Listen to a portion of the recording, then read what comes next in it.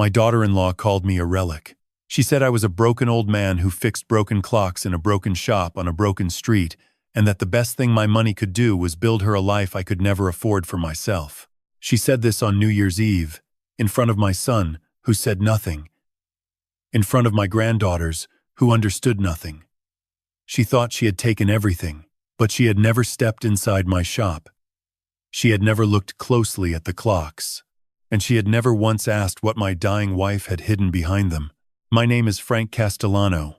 I am 72 years old, and for 46 years I ran a clock repair shop on Fitzwater Street in South Philadelphia. I fixed grandfather clocks and mantel clocks and pocket watches that people brought in wrapped in handkerchiefs like wounded birds. I fixed time for a living, and if that sounds like a strange way to describe it, then you have never held a clock that stopped beating and felt it come alive again under your hands. My wife Grace passed away 4 years ago. Alzheimer's took her mind first, piece by piece, like someone pulling gears out of a clock until it could no longer keep time. Then, it took the rest of her.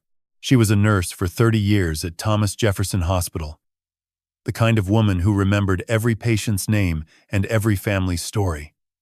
She was stronger than me in every way that mattered.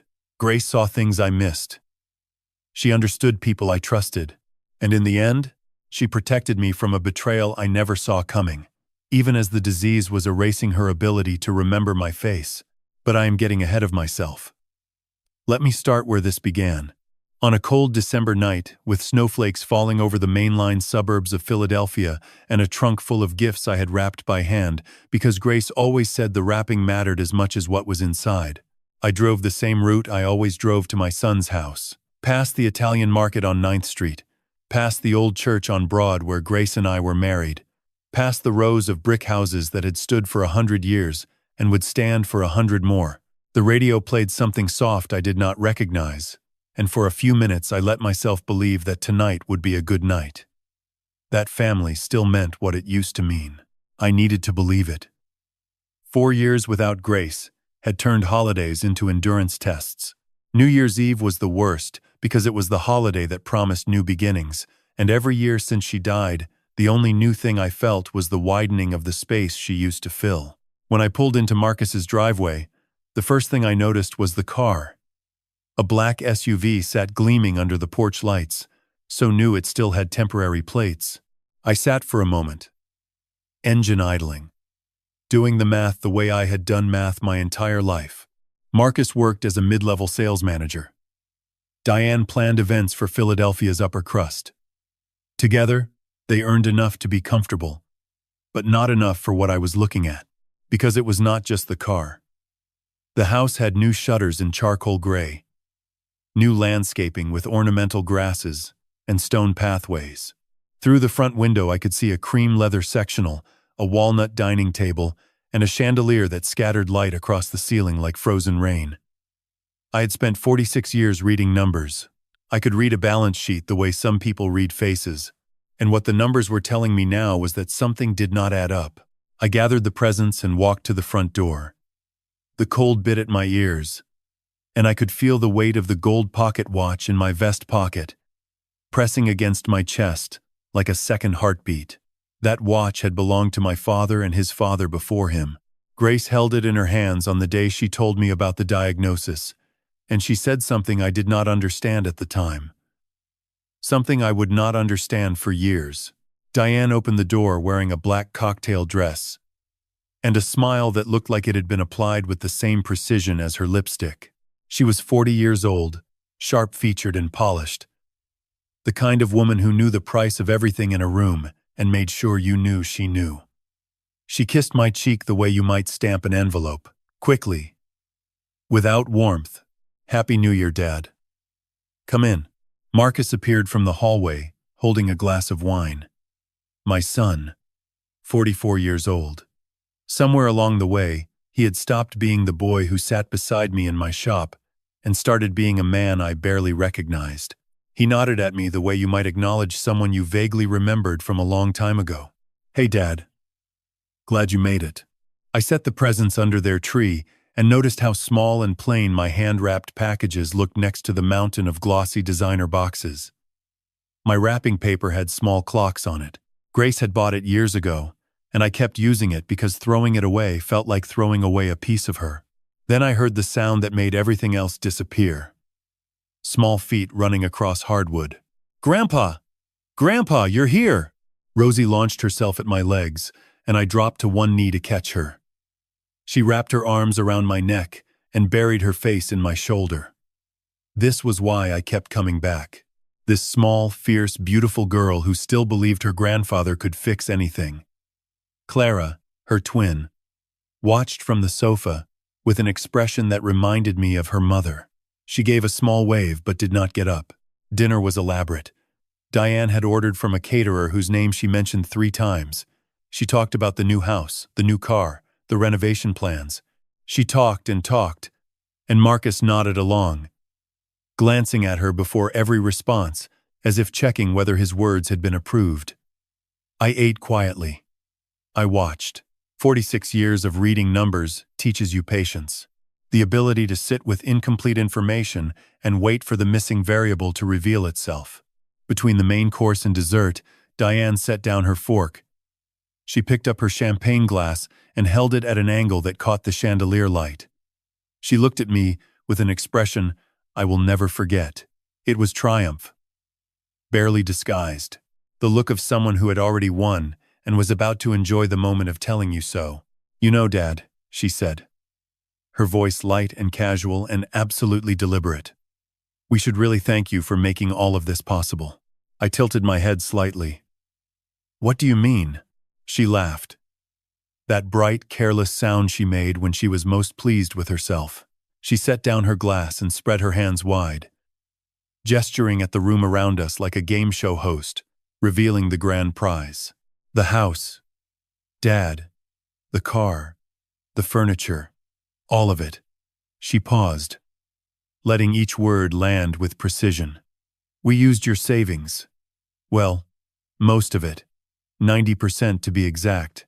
$225,000. We got the house below market value. The sellers were desperate." She waved her hand as if brushing away something trivial. "You should really thank us for investing your money so wisely." Marcus leaned back in his chair. He still would not look at me.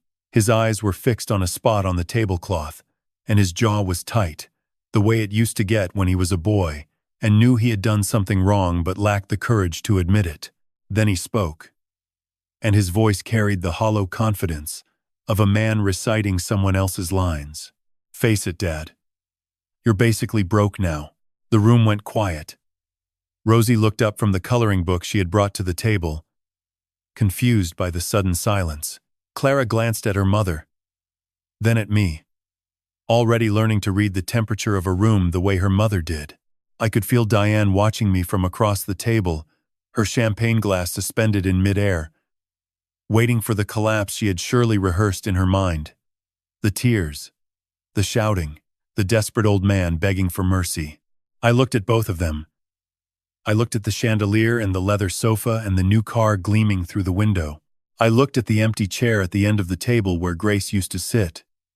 The chair Diane had removed last year because she said it threw off the symmetry of the room. I thought about the email, the one Marcus had accidentally forwarded to me 9 months ago, the one that contained every detail of this plan, laid out in Diane's precise, calculating language.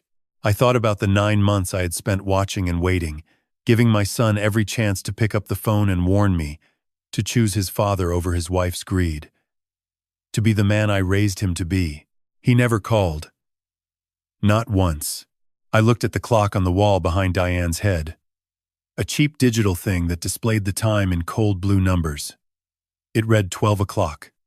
Midnight. The new year. And I smiled. Just slightly. Not because I was defeated, not because I was weak, but because Diane had just revealed her hand, and she had no idea that I had been holding mine for 9 months. "Time's up," I said quietly. Diane blinked. Her triumphant expression flickered like a bulb about to burn out. Marcus's head snapped up, and for the first time all evening, he looked directly at me. There was something in his eyes that I recognized. Not guilt, exactly, closer to fear.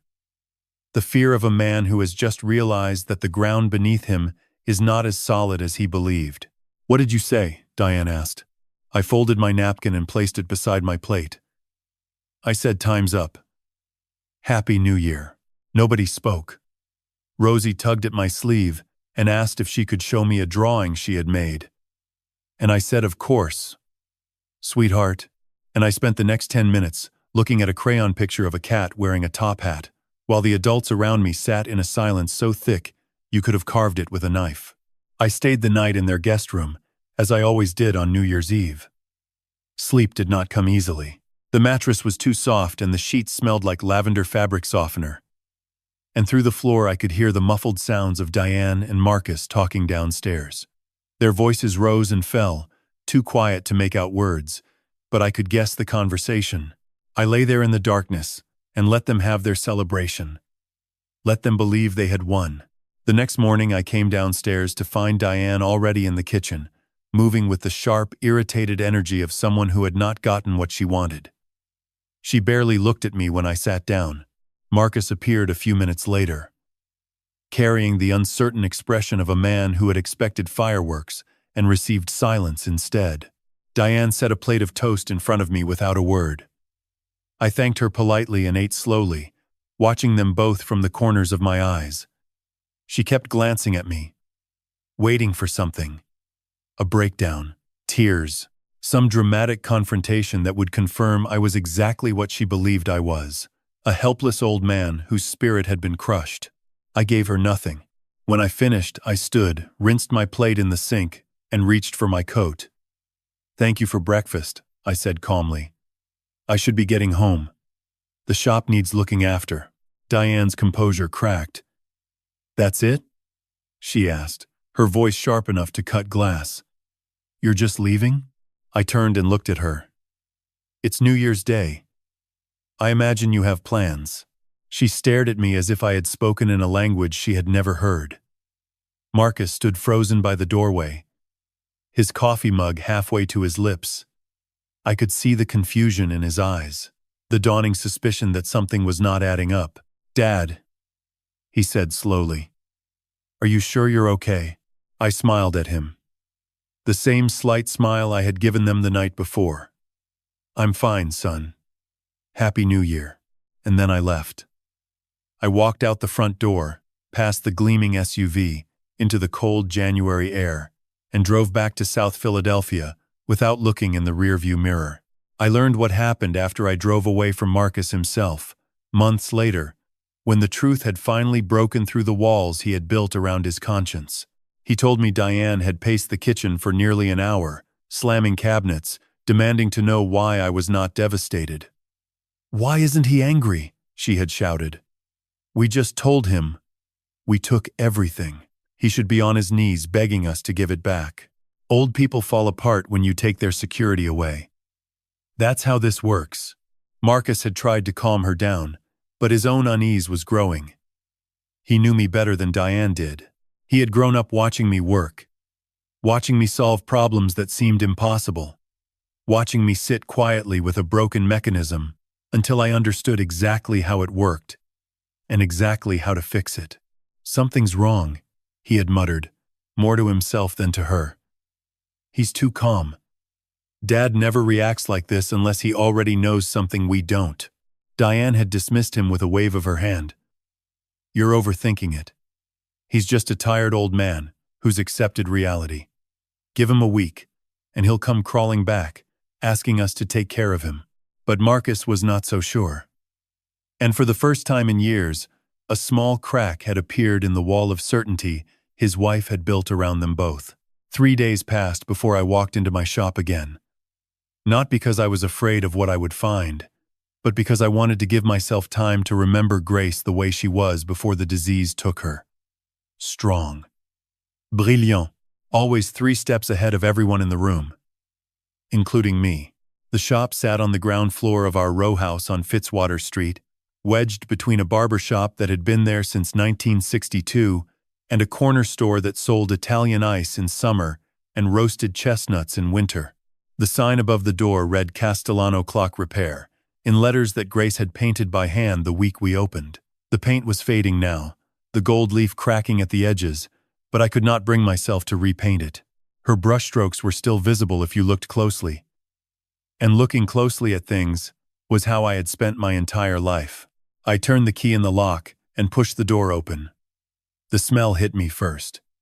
Machine oil and old wood and the faint ghost of the lavender sachets. Grace used to tuck into the drawers of the workbench. The air was cold and still, the kind of stillness that only exists in rooms that have been holding their breath for too long. I reached for the light switch, and the overhead bulb flickered to life, casting a yellow glow across the room, and there they were. The clocks, 100 of them at least, lining every wall, crowding every shelf, standing in corners and hanging from hooks and sitting on tables like patients in a waiting room that had been forgotten by its doctor. Grandfather clocks with carved oak cases, mantel clocks with marble faces, cuckoo clocks with tiny wooden birds frozen mid-song, wall clocks with pendulums that hung motionless like hearts that had stopped beating. None of them were ticking. The shop was silent in a way that felt unnatural, as if time itself had stepped out and forgotten to come back. I walked slowly between them, running my fingers along cases I had repaired decades ago. Each one carried a memory. The tall grandfather clock near the window was the first piece I ever restored. A 1923 Howard Miller that a woman had brought in wrapped in a bedsheet, weeping because it had been her mother's, and she could not bear the silence of it. I had spent 3 weeks rebuilding its escapement. And when it finally ticked again, the woman had cried harder than before, but this time from joy. The brass carriage clock on the second shelf was the one Grace had given me on our 10th anniversary. She had found it at a flea market in Lambertville, dented and silent, and she had handed it to me with that smile she had, the one that said she knew exactly what I was going to do with it. Inside the case, taped to the back panel, was a photograph of us standing outside this very shop on the day we opened it. Young, laughing, full of the kind of certainty that only comes from not knowing what the future holds. I held the photograph for a long time, standing in the cold silence of the shop remembering. I met Grace in 1978 at a neighborhood block party on Passyunk Avenue. She was 23, a nursing student at Jefferson, with dark hair and steady hands and a laugh that could fill a room the way sunlight fills a window. I was 24, an apprentice clockmaker working for old Mr. Bertelli on 9th Street, and I was so nervous when she spoke to me that I dropped my drink on her shoes. She looked down at the puddle of lemonade soaking into her white sneakers, then looked up at me and said, "Well, at least you have good timing. We were married 14 months later in the church on Broad Street." Her mother baked the cake. My father gave me the pocket watch and told me that a good clockmaker never rushes the mechanism. "You let it tell you what it needs," he said. "You listen. You watch. You wait." I did not fully understand what he meant until years later. But Grace did. She always understood things. Before I did. For 30 years, she was the heartbeat of our home. She worked 12-hour shifts at the hospital and came home smelling of antiseptic and coffee, and she would sit in the shop with me while I worked, reading paperbacks or grading the Sunday school lessons she taught at Street Rita's. She knew every clock in the shop by name. She talked to them the way some people talk to plants, encouraging them, scolding them gently when their mechanisms stuck. "Come on, old girl," she would whisper to the stubborn mantel clock that refused to keep time. "You've got more ticking left in you." When the diagnosis came, I expected her to crumble. I expected tears, rage, bargaining, all the stages they tell you about in the pamphlets the doctor hands you on your way out. But Grace did none of those things. She sat in the car outside the neurologist's office, stared straight ahead for exactly 2 minutes, and then turned to me with an expression I had never seen before. It was not fear. It was calculation. The look of a woman who had just received terrible news and was already figuring out how to use the time she had left. "I need you to listen to me carefully, Frank," she said. "I am going to forget things. I am going to forget words and faces, and eventually, I am going to forget you. But before that happens, there are things I need to put in place. Things that will protect you when I can't." I tried to argue. Tried to tell her we would fight it together, that there were treatments, clinical trials, hope. She let me talk. Then she took my hand and said something that silenced me completely. Watch how Diane talks about people she thinks are beneath her, Frank. Listen to the words she uses when she thinks no one important is paying attention. She paused, her grip tightening. That's how she'll talk about you one day. When I'm gone and you're the only one left. I did not believe her. I could not believe her. Diane was difficult, yes. Cold, certainly. But she was my son's wife. The mother of my granddaughters. Surely there were limits to what even the most ambitious person would do to family. Grace looked at me with eyes that held 4 decades of love and the unflinching clarity of a woman who had spent 30 years reading the vital signs of people too sick to lie. Promise me you won't throw away the pocket watch, she said quietly. Promise me that when the time comes, you'll open the back. I promised. But I did not understand. Not then. Now, standing in the cold silence of my shop, surrounded by 100 clocks that had stopped keeping time, I understood. I reached into my vest pocket and felt the weight of the gold watch against my fingers. 3 generations of Castellano men had carried it. My grandfather, who brought it from Naples. My father, who wound it every morning without fail. And me, who had carried it every day, since Grace pressed it into my palm and asked me to trust her. I pulled it out and held it in the light. The case was warm from my body heat, the gold scratched and dulled by decades of handling. I turned it over slowly, looking at the back panel I had never thought to open. Grace's voice echoed in my memory, steady and certain even as everything else about her was beginning to fade. When they come for everything you have, open the back. My thumb found the small latch at the edge of the case. I pressed it. The back panel clicked open, and what I saw inside changed everything. Engraved into the inside of the back panel, in letters so small I had to hold the watch under the workshop lamp to read them, were 2 lines. The first was a set of coordinates, numbers etched into gold, with the precision of someone who understood that details are the difference between a clock that keeps time and one that does not. The second line was in Grace's handwriting, scratched into the metal with what must have been the tip of a jeweler's tool. The letters were uneven, some deeper than others, as if her hand had trembled partway through but refused to stop. For the man who always fixed everything, now let me fix this for you. G. I stood there for a long time, the watch open in my palm, the workshop lamp buzzing faintly above my head. The clocks around me were silent. But this one, this small gold timepiece that had traveled from Naples to Philadelphia across 3 generations, had just spoken louder than all of them combined. Grace had done this. Sometime during those terrible final years, when her mind was slipping away like sand through fingers that could no longer close, she had taken this watch and carved a message into its heart. She had hidden coordinates inside a family heirloom, knowing that I would never sell it, never lose it, never let it out of my sight. She had turned the one object I carried every day into a map. I closed the watch carefully and sat down at my workbench. My hands were steady, the way they always were when I was working. But something inside my chest felt like a mainspring wound too tight. I opened my laptop, the old one I used for ordering parts, and typed the coordinates into a search engine. The map loaded slowly, the blue dot settling onto a street I had driven past 1,000 times. Walnut Street. Center, City, Philadelphia. The dot sat precisely on a building I recognized, but had never entered through the front door. A bank. One of those old stone buildings with columns and brass fixtures that looked like it had been standing since before the Liberty Bell cracked. I stared at the screen. Grace had hidden something in a safe deposit box at a bank on Walnut Street. She had encoded the location inside a pocket watch she knew I would never part with, and she had done it all while fighting a disease that was dismantling her memory, one piece at a time. The next morning I drove to Center City. January in Philadelphia is a particular kind of cold.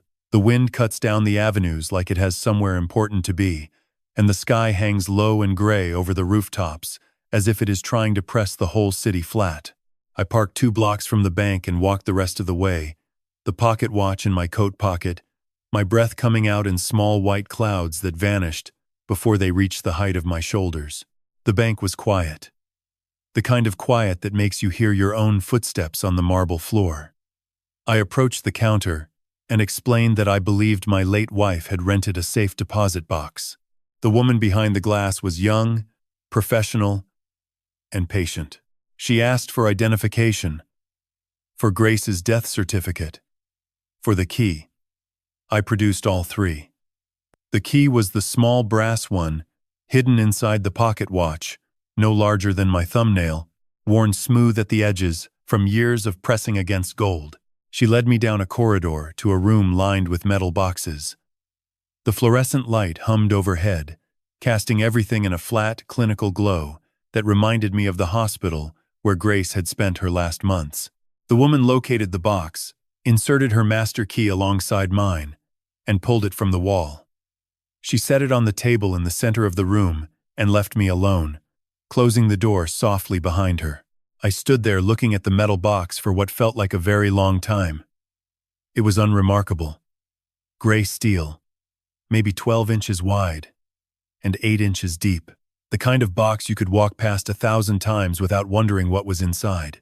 But Grace had put something in here. She had come to this bank, probably on one of her good days when the fog lifted and the world was clear.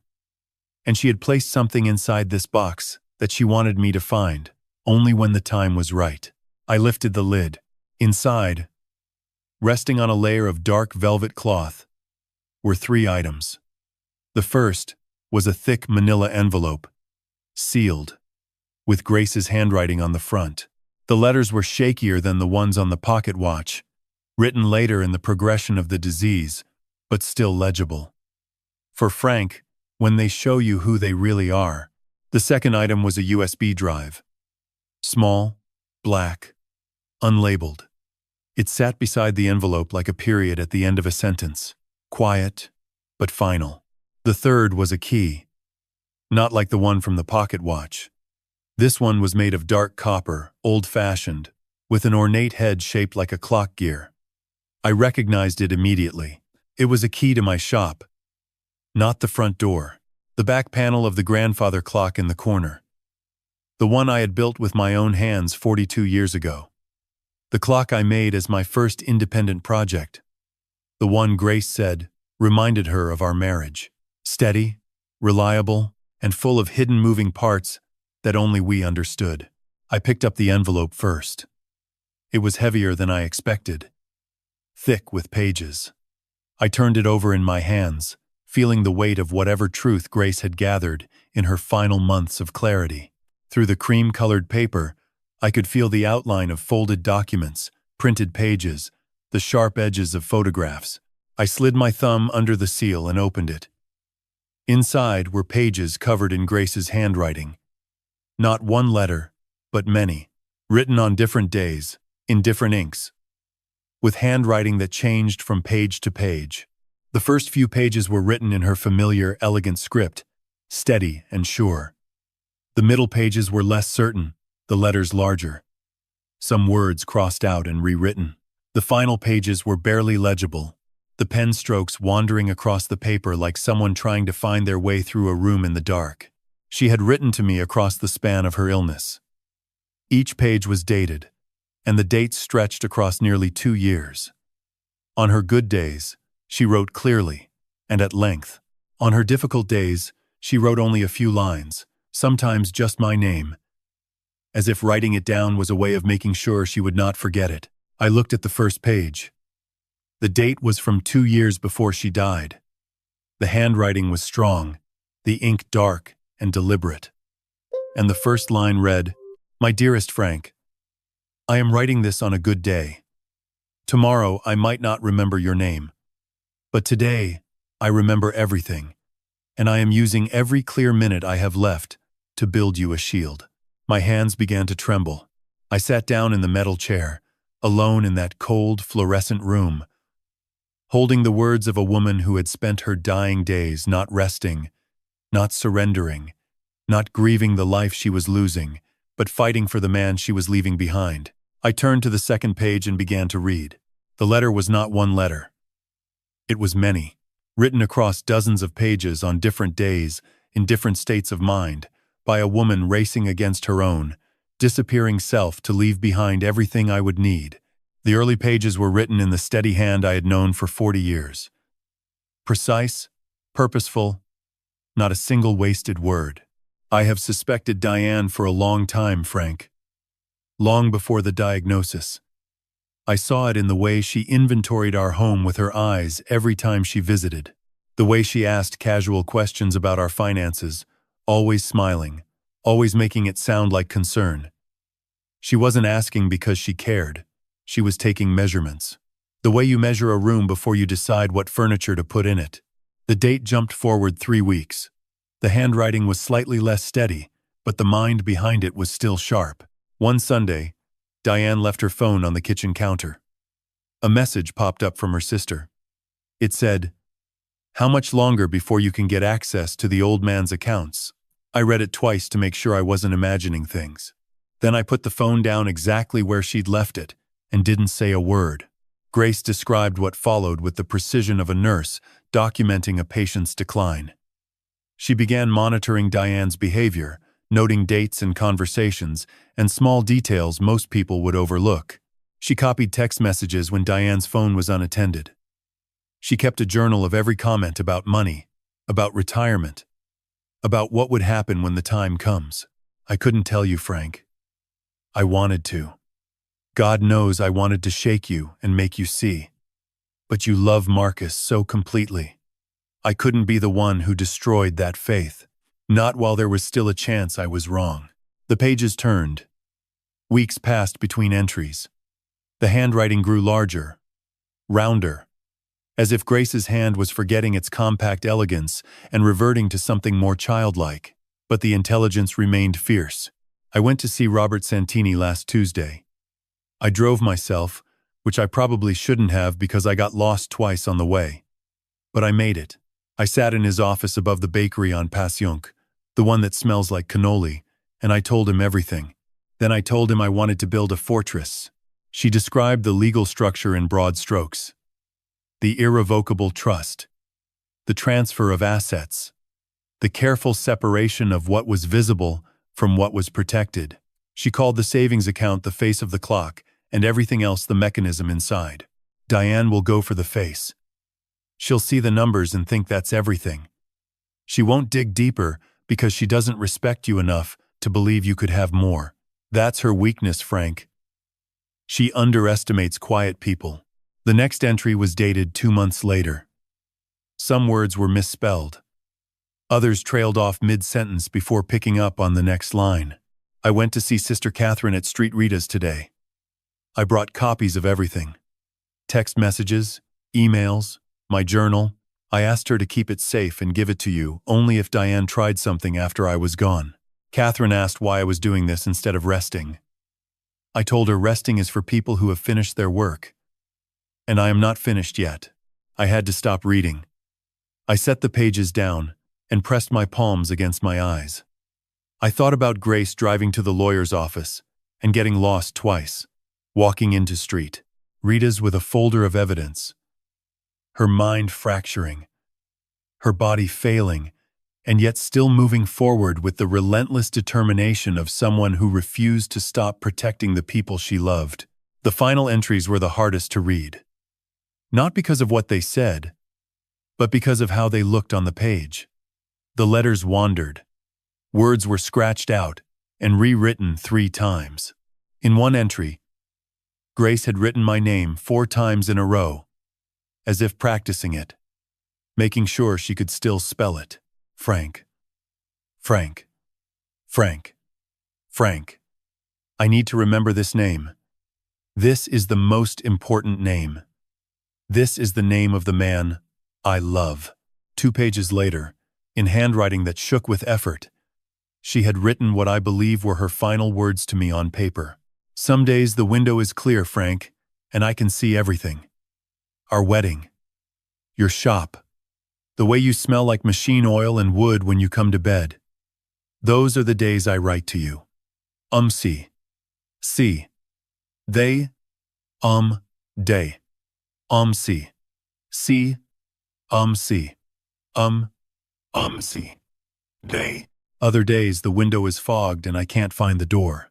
A small drawn line, as if pausing to gather strength. Then she continued. The key opens the place where you keep all your time. Look behind the grandfather clock. Everything you need is there. Robert has the legal papers. Catherine has the evidence. The USB has the rest. Use all of it when you're ready. Don't let kindness stop you. Don't let love blind you. You deserve to be protected, even from your own good heart. And at the very bottom of the last page, in letters so shaky, they were barely legible.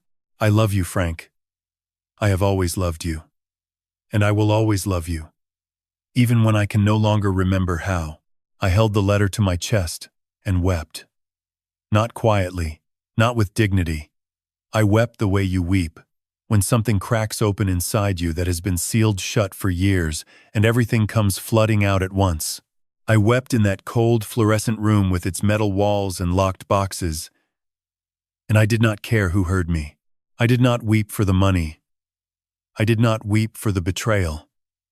I wept for Grace, for the woman who had spent her last clear thoughts, not on herself, not on her fear, not on the disease erasing her piece by piece, but on me. She had poured her fading mind into letters and legal documents and secret meetings, building walls around me that I never knew existed, using the last of her light to make sure I would not be left in the dark. Even in death, she was still protecting me. Even after forgetting my name, she had made sure I would never forget hers. I wiped my face with the back of my hand. I gathered the pages carefully, placed them back in the envelope, and picked up the copper key with the clock gear head. I still had the USB drive to examine and the grandfather clock to open. Grace had built something enormous in the final years of her life, and I had only seen the first layer. But I knew now that whatever came next, I would not face it alone. I built the grandfather clock in the corner of my shop 42 years ago. It was the first clock I ever made from scratch, not repaired or restored, but designed and built with my own hands from raw oak and brass and glass. I was 30 years old, still working for Mr. Bertelli, and I spent every evening after hours cutting and sanding and fitting the pieces together with the obsessive precision of a young man trying to prove he belonged in the trade he had chosen. Grace watched me build it. She would sit in the folding chair by the workbench, grading Sunday school papers or reading a novel, and every now and then she would look up and say something that stuck with me for years. One night, as I was fitting the pendulum into its housing, she set down her book and studied the clock with that expression she had when she was about to say something important. You know what I love about this clock, Frank? It looks simple from the outside. Just a wooden case and a face with numbers, but inside, there's this whole hidden world of gears and springs and counterweights, all working together in ways that nobody sees. It's like our marriage. She smiled. Steady, reliable, and full of hidden moving parts that only we understand. I remembered those words as I stood before the clock now, the copper key warm in my hand. The shop was dark except for the workbench lamp, and the grandfather clock loomed in the corner like a silent sentinel, its pendulum hanging motionless behind the glass door. It had not ticked in 4 years. I had stopped winding it the week Grace died, and the silence it left behind was the loudest absence in the room. I knelt down and examined the base panel. Most people would see nothing unusual, just a solid piece of oak, seamless and smooth. But I had built this clock, and I knew its secrets the way I knew the lines on my own hands. There was a seam hidden along the grain of the wood, invisible unless you knew exactly where to look. And set into the seam, disguised as a decorative brass fitting, was a keyhole. I inserted the copper key. It turned with a soft click, and the panel swung open on hidden hinges, revealing a compartment I had built decades ago for storing delicate tools. At the time, it was just a clever piece of craftsmanship, a clockmaker's trick. Grace had turned it into a vault. Inside the compartment, stacked neatly in a waterproof document bag, were files. I pulled them out and carried them to the workbench, spreading them under the lamp like a surgeon laying out instruments. The first file was labeled Lawson Family Irrevocable Trust in typed letters, with Robert Santini's firm name printed at the bottom. I opened it and began to read. The trust had been established 3 years before Grace died, during the early stages of her illness when her mind was still sharp enough to navigate complex legal decisions. It was structured under Pennsylvania law, managed by an independent trustee, and funded by assets I had not known existed in their current form. Grace's life insurance payout, which I had assumed went into our joint savings. My pension distributions, which I thought were being deposited into the account Diane would later drain. An investment portfolio that Grace had quietly built over 2 decades of small, careful contributions. The total value of the trust was $1.4 million. I stared at the number. I read it again. Then I sat down on my work stool and stared at it a third time, because numbers have always been the language I trust most, and this number was saying something I needed to hear more than once. $1.4 million. Untouchable. Invisible. Completely inaccessible to anyone except me. The second file contained an appraisal of my clock collection. Not the everyday clocks that lined the walls of my shop, the ones Diane had dismissed as junk to be sold for scrap. These were the rare pieces, the ones I kept in a locked cabinet behind the workbench. A 1792 French carriage clock with a gilded case. A 1903 German regulator with a mercury pendulum. An 1865 English fusee skeleton clock that had taken me 2 years to restore. A complete set of early American shelf clocks from the Federal period. The appraisal had been conducted by a specialist from Christie's auction house. The total estimated value was $200,000. I set the appraisal down and looked around my shop. At the clocks, Diane wanted to sell for scrap metal. At the workbench, where I had spent half my life. At the grandfather clock standing open in the corner, its secret compartment revealed. Its hidden depths finally visible. $225,000. That was what Diane had taken. That was the number she had celebrated on New Year's Eve.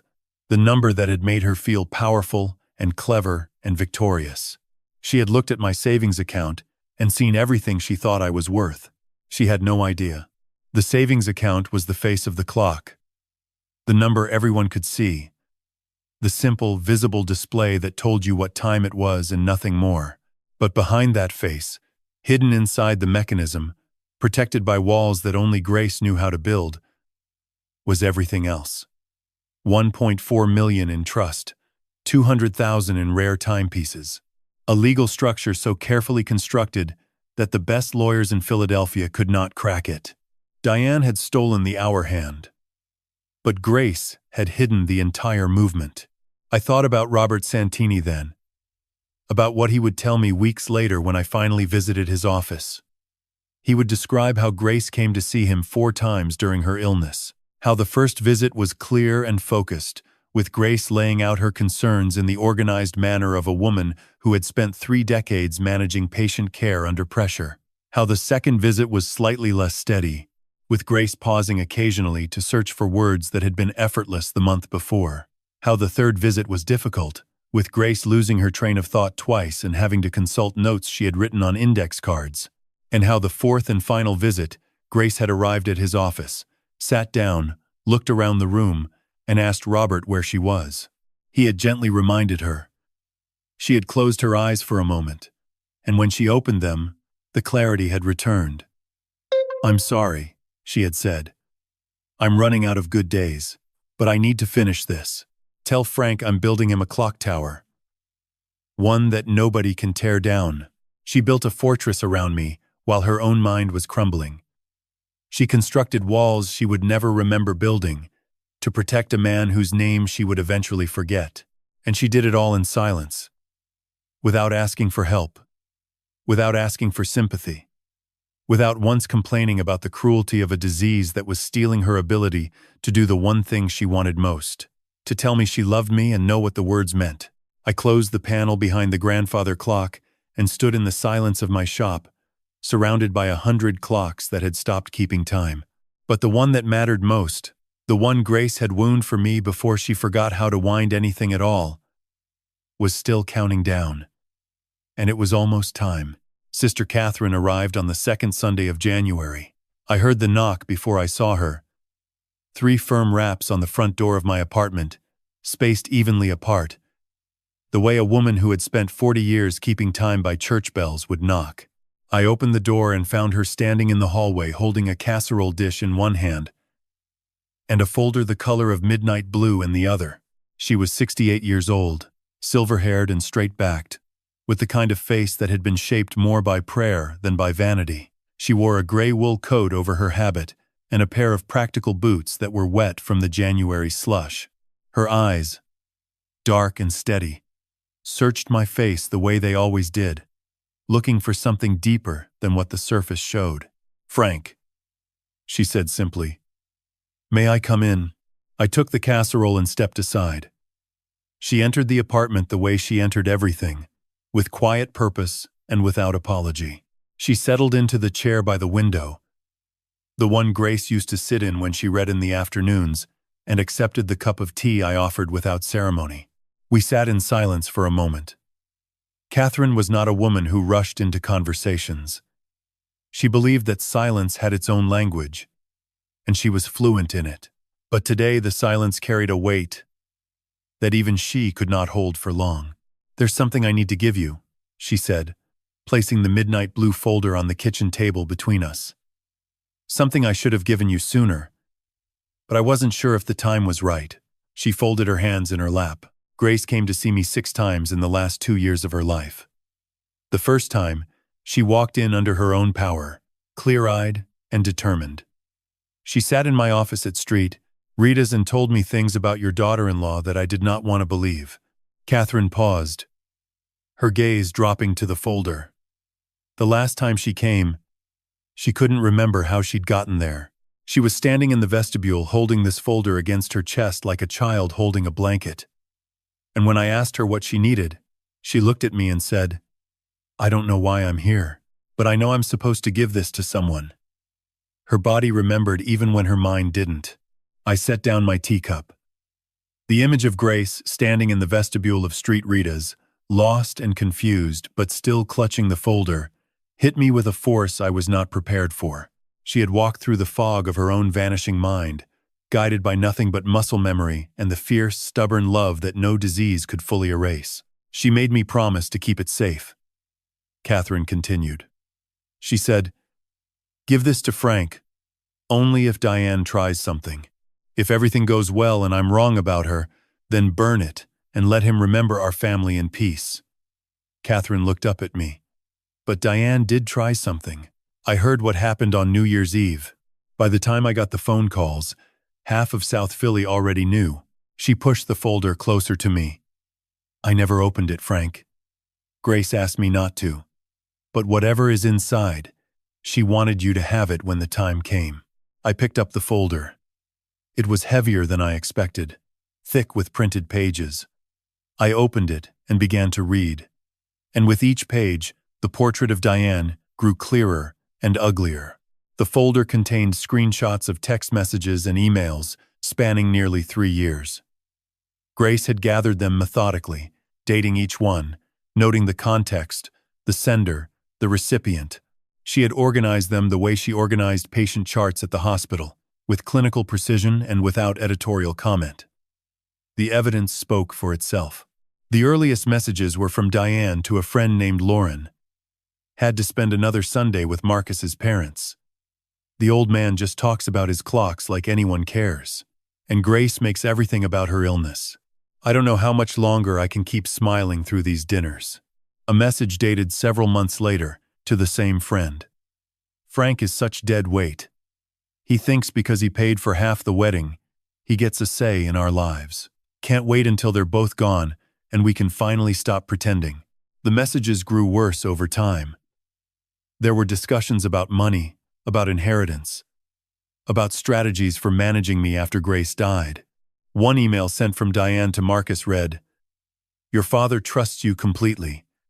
We just need to be patient. Once your mom is gone, he'll be so lost that he'll hand over anything we ask for." And then, dated 2 weeks before Grace entered hospice, a message from Diane to her sister that made my hands go still on the page. "The old woman can't last much longer. Once she's out of the picture, Frank will be easy to handle. He's too soft to fight back. We'll have everything within a year." I closed the folder and sat in silence. Catherine watched me from across the table, her tea untouched, her hands clasped tightly in her lap. "There's something I need to tell you, Catherine," I said. "Something I haven't told anyone." She leaned forward slightly, waiting. 9 months ago, Marcus brought his laptop to my shop. He needed help with a software problem. While I was working on it, I found an email tab open. The subject line was, "Dad's accounts." I thought maybe he was planning something for my birthday. I paused. It wasn't that. It was a complete plan for accessing my savings. Dates, account numbers, timing, and a note from Diane that said, "We need to move before the old man figures out what we're doing." Catherine's eyes widened. "You've known for 9 months?" "I've known everything." I read that email, and I said nothing. I gave Marcus 9 months to stop himself. 9 months to pick up the phone and say, "Dad, I need to tell you something. Diane wants to take your money, and I can't let that happen." My voice was steady, but something beneath it cracked like ice over deep water. He never called Catherine. Not once. He saw those plans. He participated in those discussions, and he never once tried to warn me. He never once chose me over her. The kitchen was quiet. The refrigerator hummed. Outside, a car passed on Fitzwater Street, its tires hissing through the slush. Catherine reached across the table and took my hand.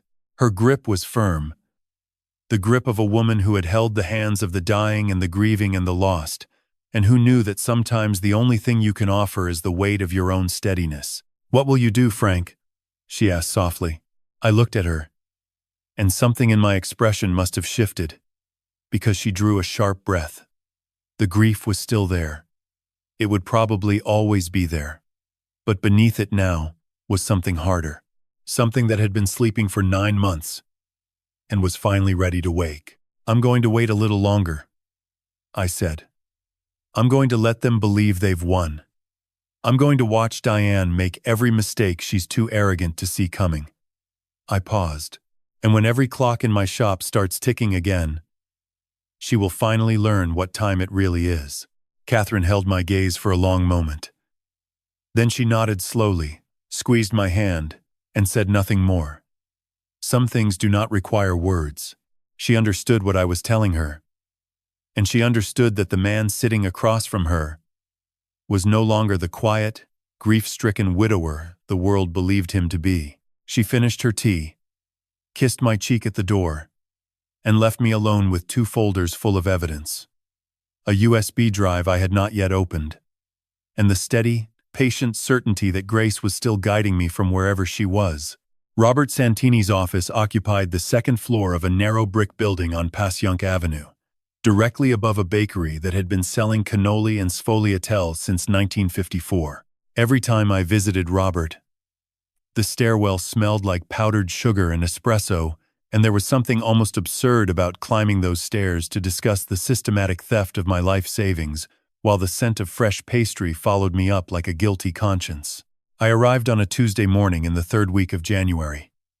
The folders were in my briefcase, along with the USB drive and a list of questions I had written out by hand the night before. Robert greeted me at the door with a handshake that was firmer than usual. The grip of a man who already knew why I was there and had been preparing for this conversation longer than I realized. His office was small and cluttered in the comfortable way of a man who valued substance over appearance. Law books lined the walls, their spines cracked from use. A photograph of his wife sat on the desk beside a brass paperweight shaped like the scales of justice. He gestured for me to sit and close the door. "I heard what happened, Frank," he said, settling into his chair. "Word travels fast in this neighborhood. I'm sorry. I'm not here to grieve, Robert. I'm here to understand exactly where I stand." He nodded, and something shifted in his expression. A flicker of the same look I had seen on Catherine's face. Respect, perhaps, or recognition. The understanding that the man sitting across from him was not the broken widower the rest of the world assumed. He pulled a file from his desk drawer. It was thick, bound with a rubber band, and marked with Grace's name in Robert's neat handwriting. "Let's start with what they think they took," he said, "and what they actually have access to." He opened the file and spread its contents across the desk. Charts, diagrams, account summaries, legal documents, dense with language that would have been impenetrable to anyone who had not spent 46 years reading numbers. But I was a clockmaker. I understood mechanisms. I understood how small parts connected to create something larger than themselves. And what Robert showed me was the most intricate mechanism Grace had ever assembled. "The savings account held $225,000, Robert began. "That account was jointly held, and Marcus was listed as an authorized user. Grace understood that this made it vulnerable. She called it the surface account." He paused. "She wanted it exposed."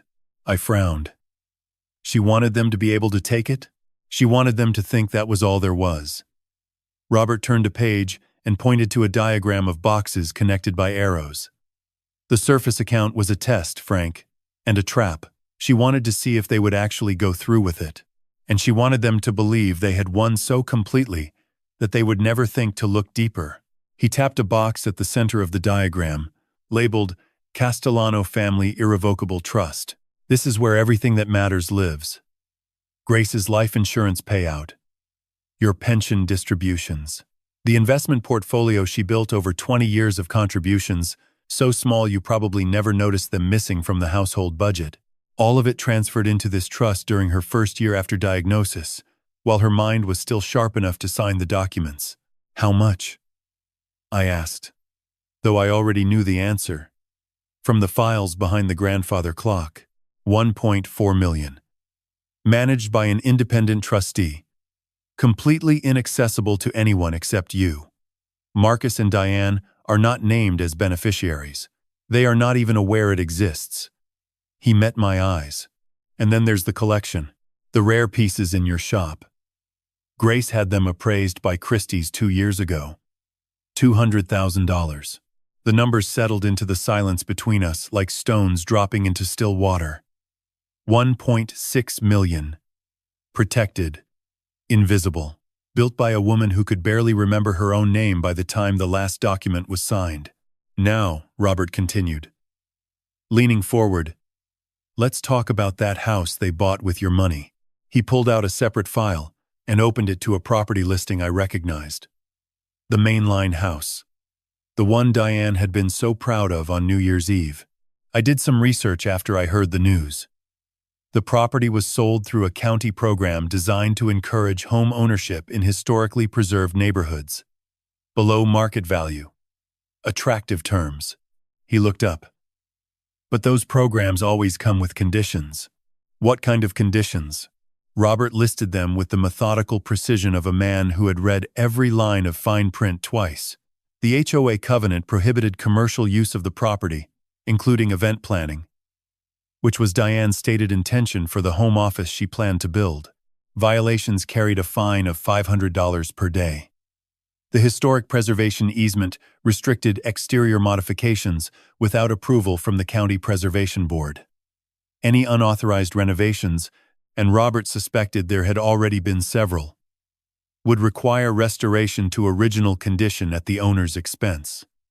Estimated cost: $60,000 or more. "Can they sell?" I asked. "Not easily. The deed restriction requires owner occupancy for 5 years.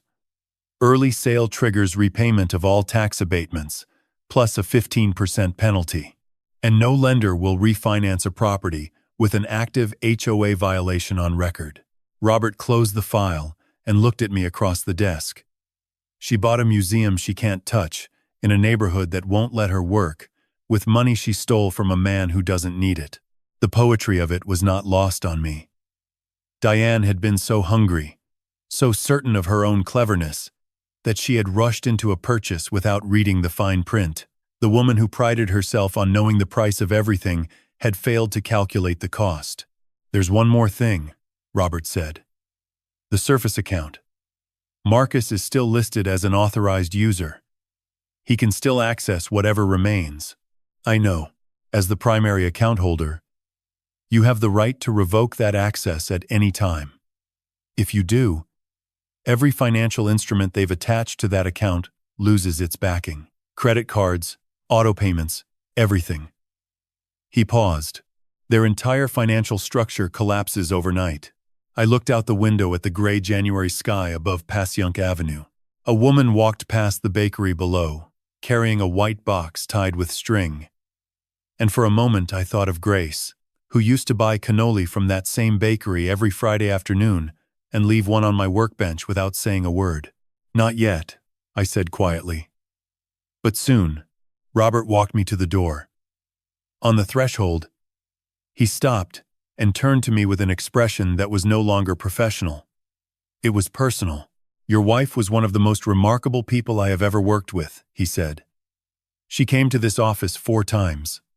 The last time, she sat down, looked around the room, and asked me where she was. I reminded her, and she closed her eyes. When she opened them, the clarity was back. She said, 'I'm sorry, Robert. I'm running out of good days. But I need to finish this.'" His voice thickened. "Tell Frank I'm building him a clock tower, one that nobody can tear down." I stepped out onto Passyunk Avenue. The cold February air bit my face, and the smell of cannoli followed me down the stairs, like a benediction. I walked to my car slowly, my hands in my coat pockets, my breath forming small white clouds that vanished before they reached the height of the street lamps. For the first time in months, I smiled. Not because the battle was won, not because the numbers were in my favor, but because Grace, my Grace, was still fighting beside me, and she had built something that no amount of greed or cruelty or arrogance could ever tear down. For the next 2 months, I became the man Diane needed me to be. Quiet, defeated, grateful for scraps of attention from the family that had robbed me. It was the performance of my life, and my audience of one never suspected she was watching a show.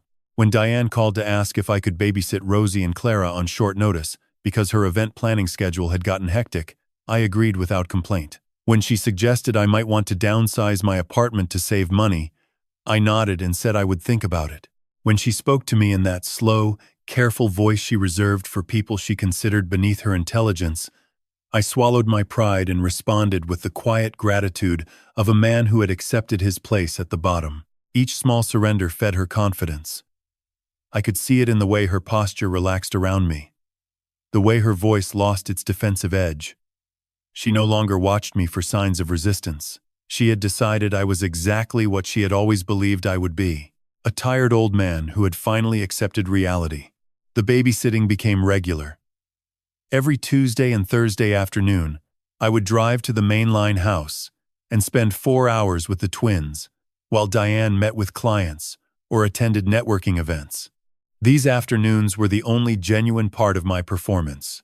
Rosie would pull me into her room and show me drawings she had made at school, elaborate crayon landscapes filled with cats and flowers and clocks that she drew because she knew I liked them. She would sit on my lap and ask me to tell her stories about Grandma Grace, and I would tell her about the time Grace rescued a baby bird that had fallen from its nest outside the hospital and nursed it back to health in a shoebox lined with cotton balls. Clara was different. She stayed close to the television or played quietly with dolls that looked more expensive than anything I had owned as a child.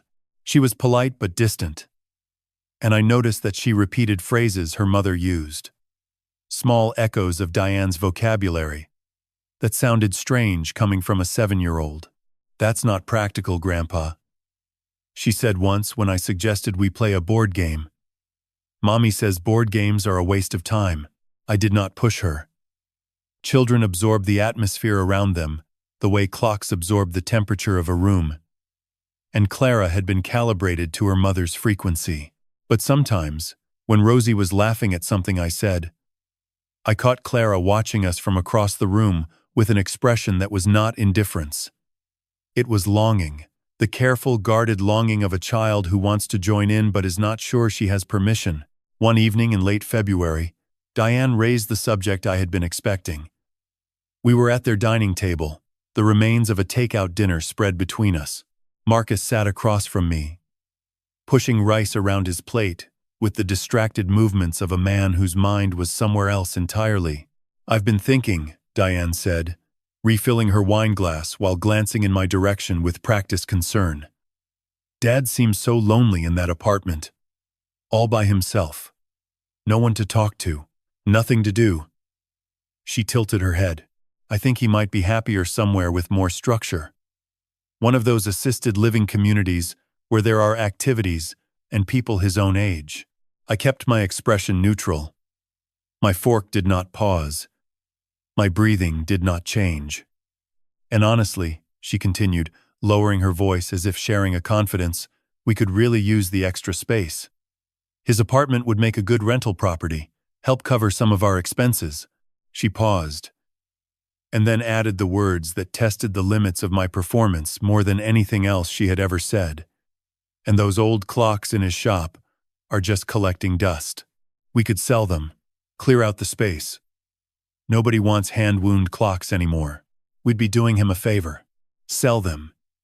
She wanted to sell Grace's clocks, the collection that had taken me a lifetime to build, the rare pieces that Christie's had appraised at $200,000.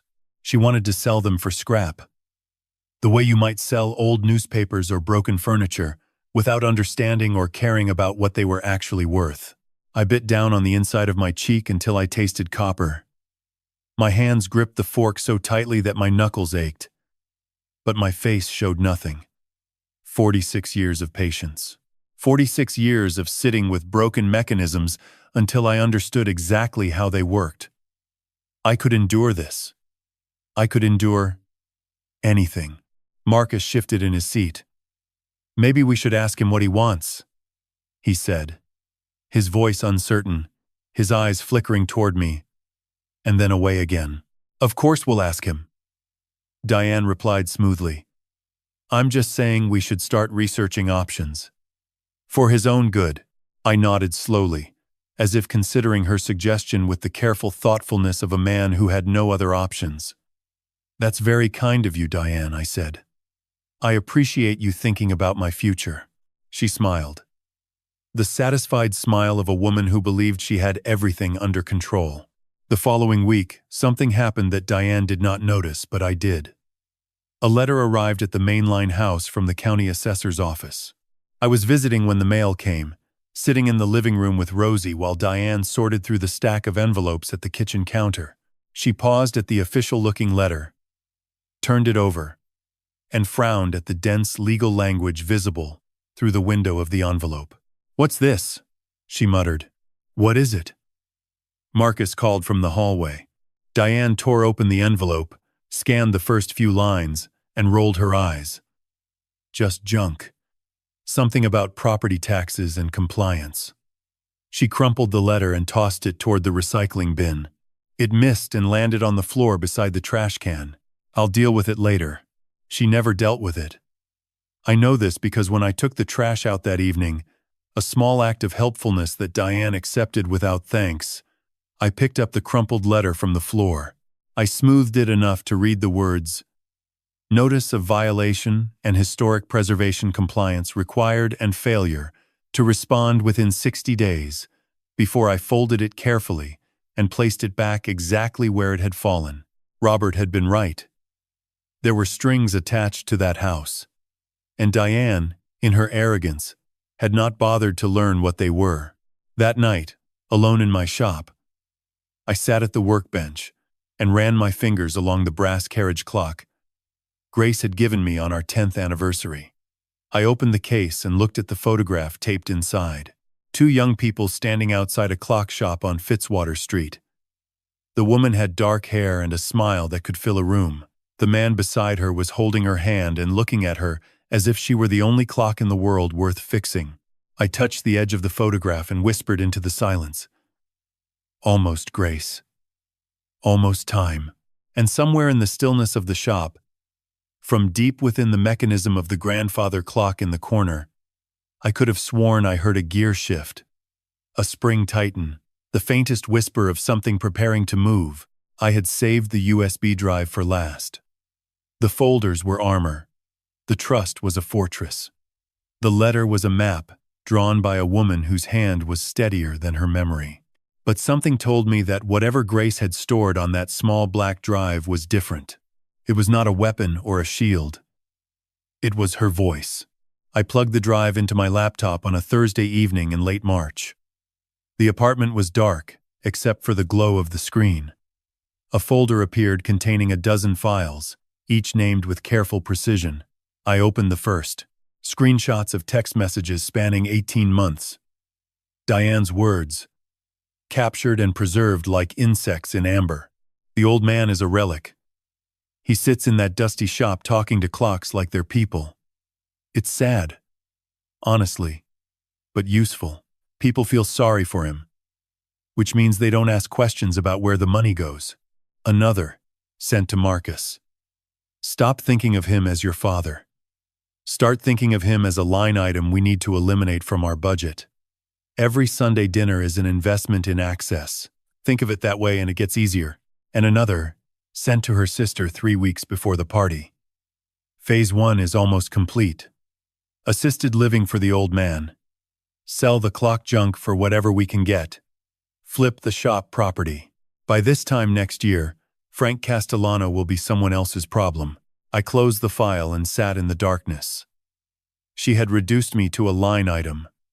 She had turned my life's work into junk. She had mapped out my future the way you might plan the demolition of a building, without a single thought for the person still living inside. But the messages were not the worst of it. The last file on the drive was an audio recording dated 5 weeks before Grace died. I stared at it for a long time, my hand on the trackpad, my heartbeat in my fingertips. I pressed play. Silence. Then the soft sound of labored breathing.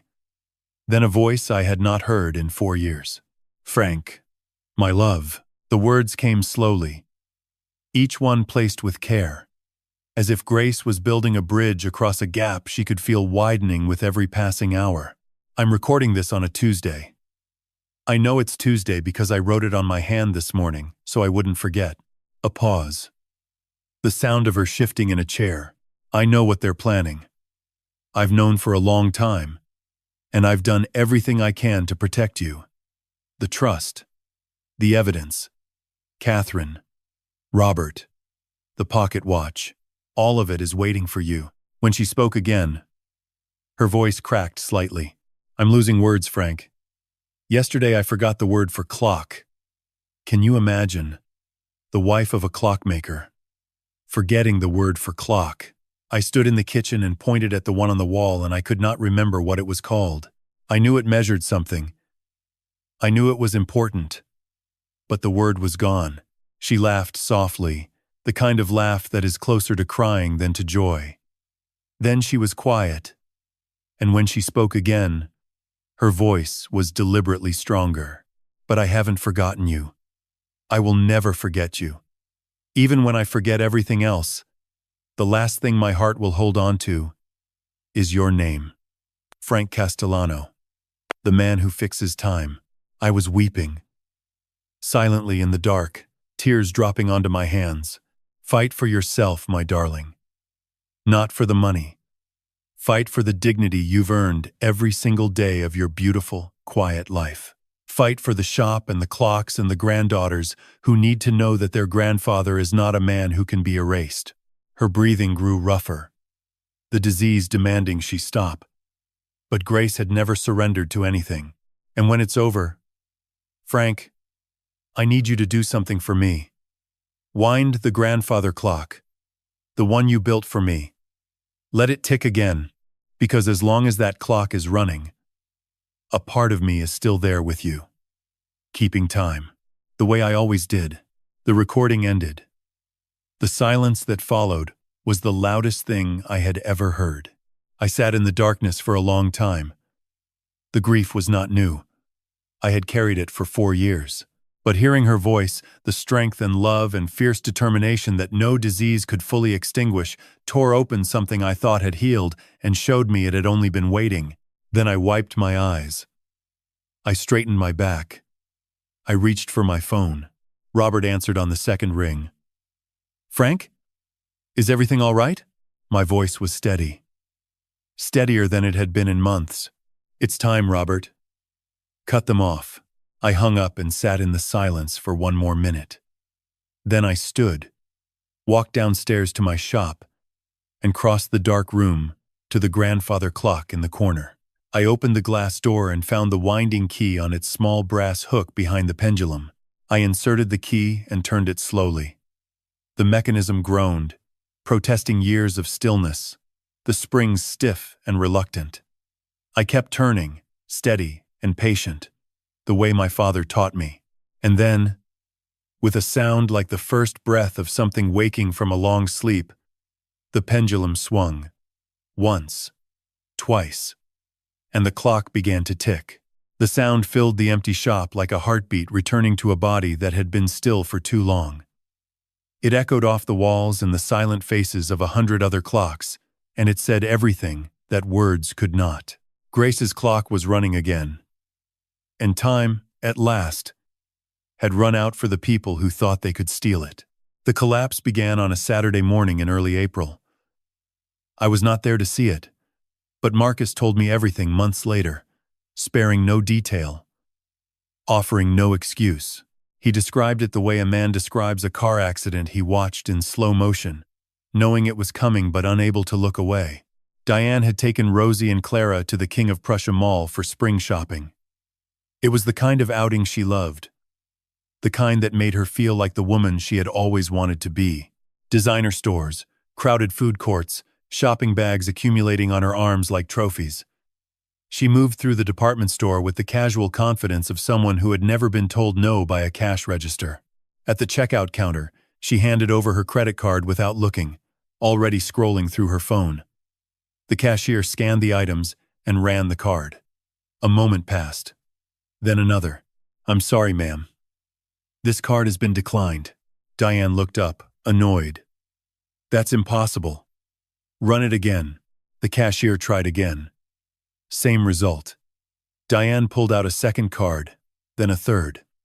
Each one came back declined. The line behind her grew longer. A woman with a stroller sighed audibly. Rosie tugged at Diane's sleeve. "Mommy, what's wrong?" "Nothing, sweetheart. There's just a mistake."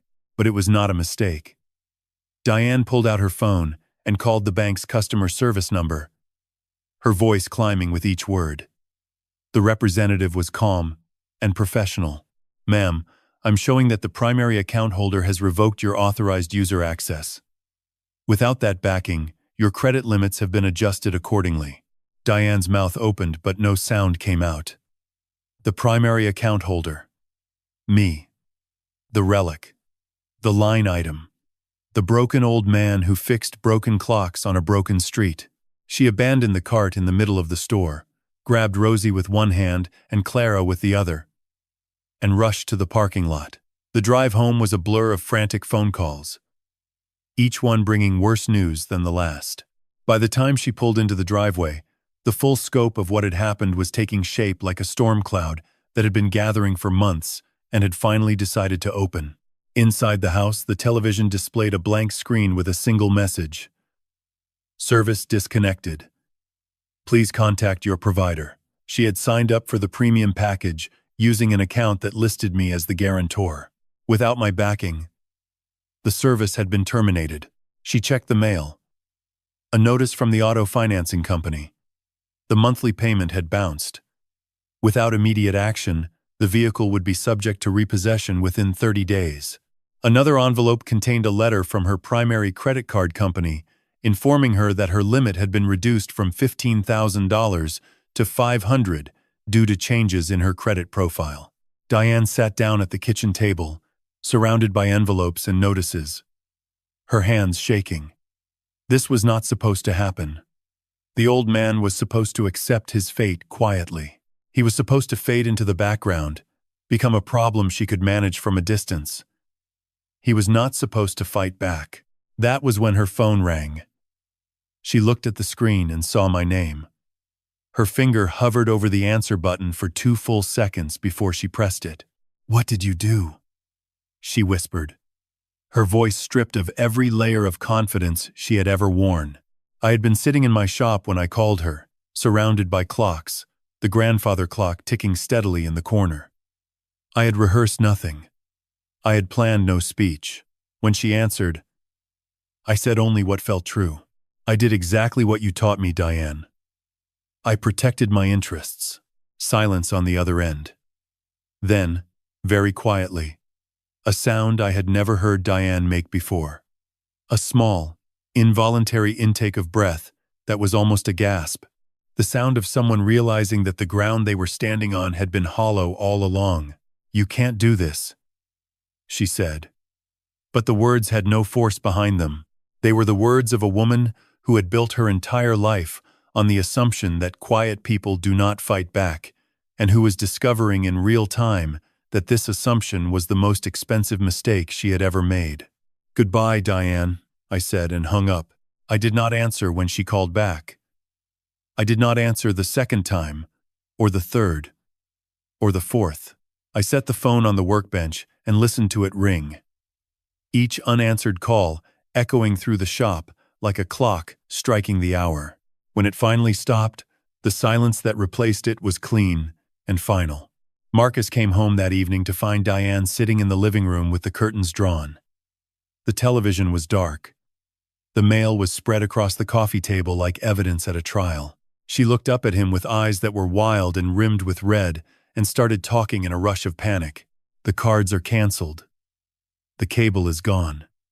The car payment bounced. Everything is falling apart, Marcus. Everything." She waited for him to react, to share her outrage, to join her in condemning me for this unforgivable act of rebellion, to pick up his phone and call his father with threats and demands the way a loyal husband should. But Marcus did not do any of those things. Something shifted in his expression. His shoulders, which had been hunched with tension for months, seemed to relax slightly. His jaw, perpetually clenched, loosened. He stood in the doorway of the living room and looked at his wife. And for the first time in their marriage, he did not rush to fix her problem. "Daniel," Diane said, her voice rising. "Did you hear me? Your father did this. He's trying to destroy us." Marcus looked at her for a long moment. And then, very quietly, he said, "Maybe we deserved it." Diane stared at him as if he had slapped her across the face. "What did you just say?" But Marcus did not repeat himself. He walked past her, up the stairs, and closed the bedroom door behind him. For the first time in years, he chose silence. Not the cowardly silence of a man hiding behind his wife's certainty, but the deliberate silence of a man who had finally stopped pretending that the life they had built was worth defending. Diane sat alone in the gathering darkness of her beautiful house, surrounded by furniture she could not pay for, in a neighborhood that was about to become her worst nightmare. The carefully constructed life she had built on my money was crumbling. And for the first time, she had no one to blame but herself. The voicemails began on a Monday. The first one arrived at 6:14 in the morning, before I had even finished my coffee. I was sitting in my shop, watching the grandfather clock tick its steady rhythm, when my phone lit up with Diane's name. I let it ring. I let it go to voicemail. And then I listened. "Frank, this is Diane. I do not know what kind of game you think you are playing, but you need to call the bank right now and fix this. Marcus and I have bills. We have children. You cannot just cut people off like they are strangers. Call me back." Her voice was sharp, controlled, rehearsed. She had practiced that message before she recorded it. I could tell because there were no pauses, no stumbles, no moments where emotion crept through the cracks. It was a performance. I knew something about performances. I had been giving one for 2 months. The second voicemail came 4 hours later. The tone had shifted. The rehearsal was gone. "Frank, I am serious. The mortgage company called. They said the automatic payment was returned. Do you understand what that means? If we miss 2 payments, they start the foreclosure process. You are putting your own grandchildren on the street. Is that what you want? Call me." Now, I set the phone down on my workbench next to a disassembled 1870 Hamilton pocket watch. I picked up a tiny screwdriver and went back to work. The Hamilton had a broken hairspring, delicate work, the kind of work that required patience and steady hands. I had both.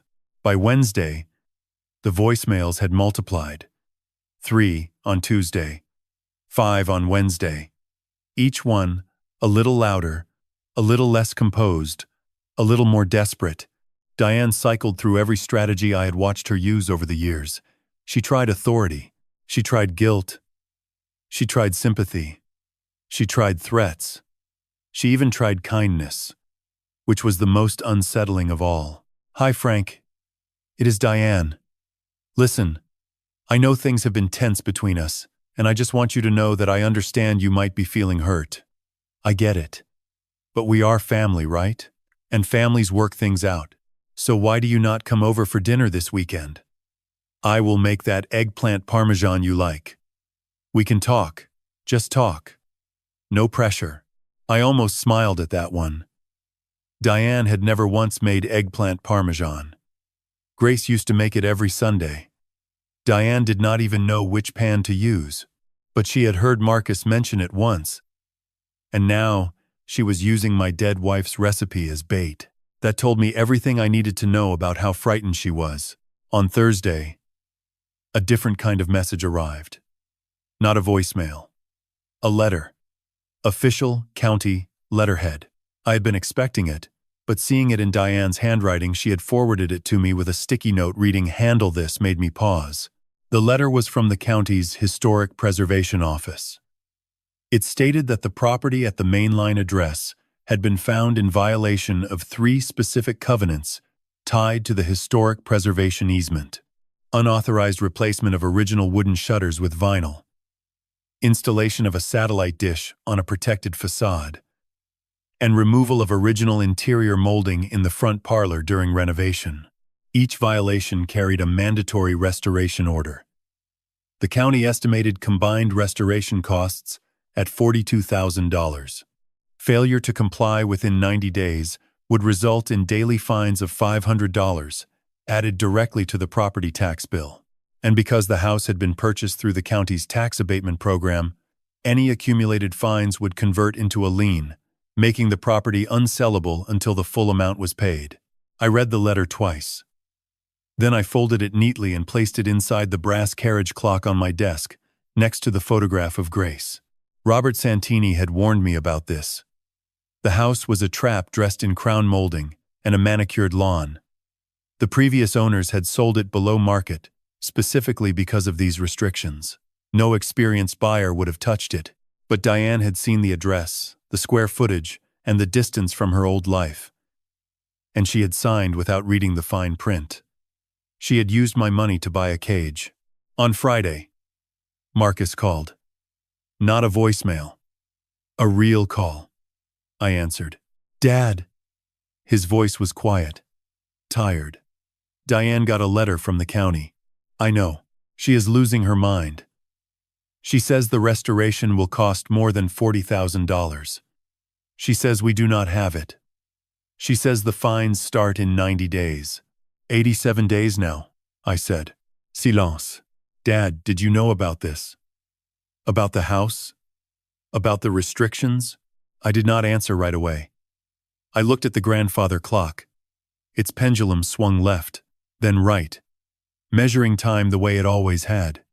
Steady, patient, unstoppable. "Grace knew," I said.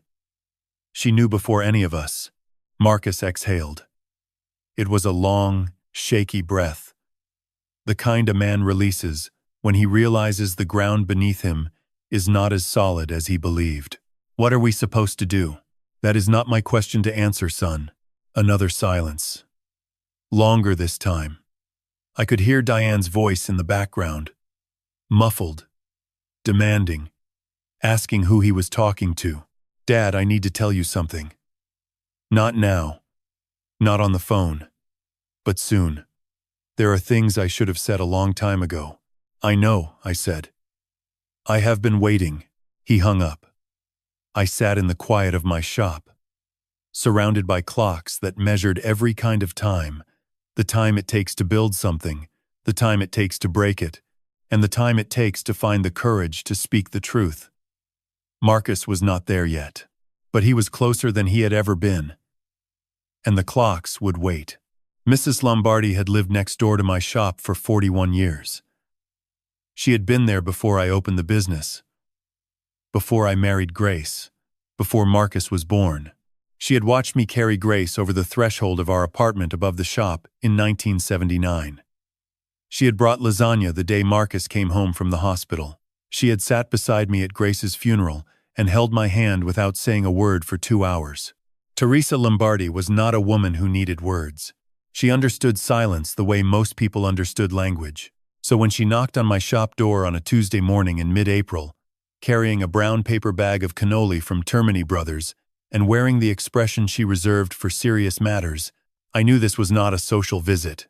Francis, she said. She was the only person alive who still called me that. Sit down. I brought the good ones. The chocolate. I cleared a space on my workbench.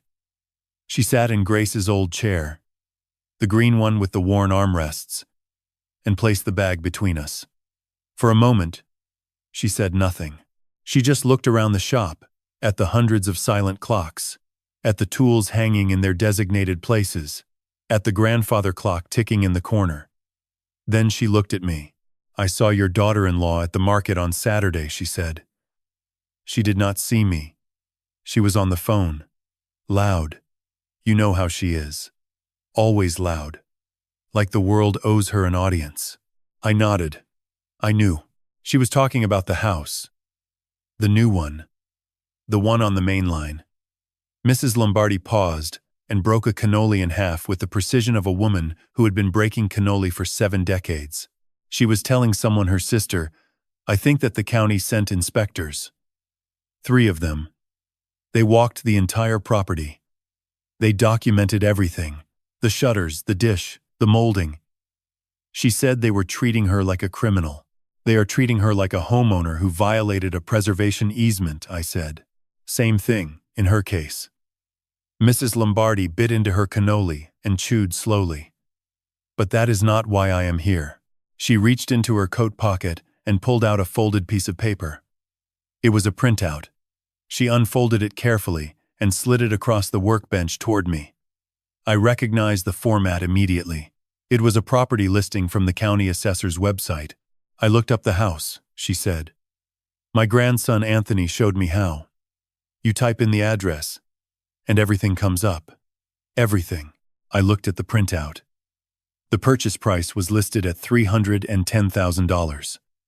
Below that, in a section marked Special Programs, were 3 notations. Tax abatement 10 years. Transferable upon sale with penalty. Historic preservation easement permanent. Recorded with deed. And at the bottom, a line I had not seen before. Prior lien county back taxes, $17,400, assumed by buyer at closing. She bought a house with a $17,000 tax lien on it, Mrs. Lombardi said. With your money. And she did not even bother to clear it first. I stared at the number. Robert had mentioned the possibility, but seeing it confirmed on paper was something else entirely. Diane had spent $225,000 of my savings on a house that came with a $17,000 debt baked into the deed, a $42,000 restoration order, and the potential for $500 a day in accumulating fines. She had bought a monument to her own greed, and she had built it on a foundation of obligations she did not understand. "There is more," Mrs. Lombardi said. She folded her hands in her lap the way she did, before delivering news that required fortification. "Your son came to see me. Last Thursday night. Late. Almost midnight." I set the printout down. "Marcus came to see you?" He knocked on my door. He was upset. Not angry. Not drunk. Just upset. The kind of upset a man gets when he has been carrying something too heavy for too long. She looked at me with eyes that had seen 3 generations of this neighborhood grow and struggle and sometimes break. He sat in my kitchen and he cried, "Francis, your boy sat at my table and cried like he was 10 years old again." I said nothing. I waited. Mrs. Lombardi understood waiting. He told me things. About Diane. About the money. About how it started. She paused again, choosing her words the way I chose my tools carefully, deliberately, knowing that the wrong one could cause damage. He said Diane planned it for over a year. She found the house first, then worked backward. She figured out how much they needed, how much you had, and how to get Marcus added to your accounts. She told Marcus it was temporary. She told him you had agreed. She told him you wanted to help them build a better life for the girls. And he believed her. I said. He wanted to believe her. There is a difference. Mrs. Lombardi finished her cannoli and brushed the crumbs from her fingers. But he also told me something else. Something that kept him up at night for months. He said he saw the email, 9 months before the party. The one Diane sent to her sister. And he said nothing. He did nothing. He let it happen because he was afraid. Afraid of what? Afraid of losing his daughters. Diane told him if he ever went against her, she would take Rosie and Clara and he would never see them again.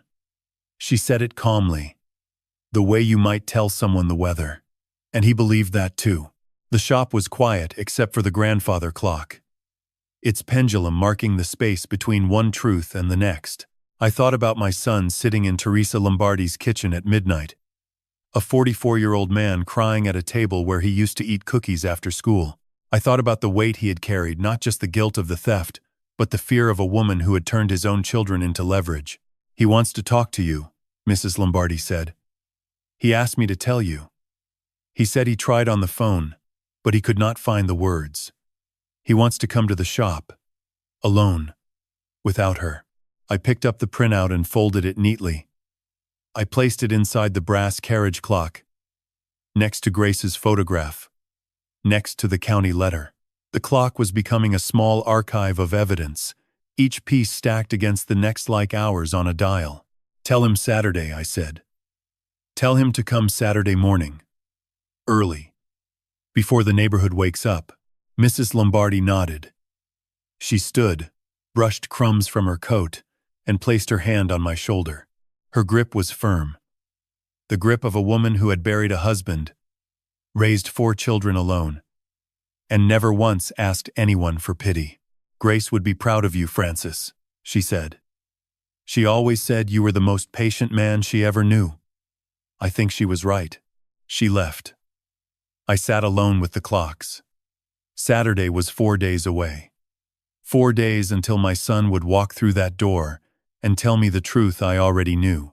4 days until I would have to decide what a father does with a confession he has been waiting 9 months to hear.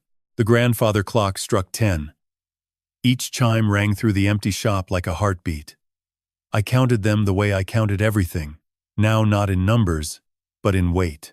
He came at 6:15. I know because every clock in my shop told me so. The grandfather clock chimed the quarter hour, and before the last note faded, I heard footsteps on the sidewalk outside. Slow footsteps. The kind a man makes when he is walking towards something he has been running from for a very long time. I was already inside, sitting at my workbench with a cup of black coffee and a 1942 Elgin pocket watch that needed a new mainspring. I had been there since 5.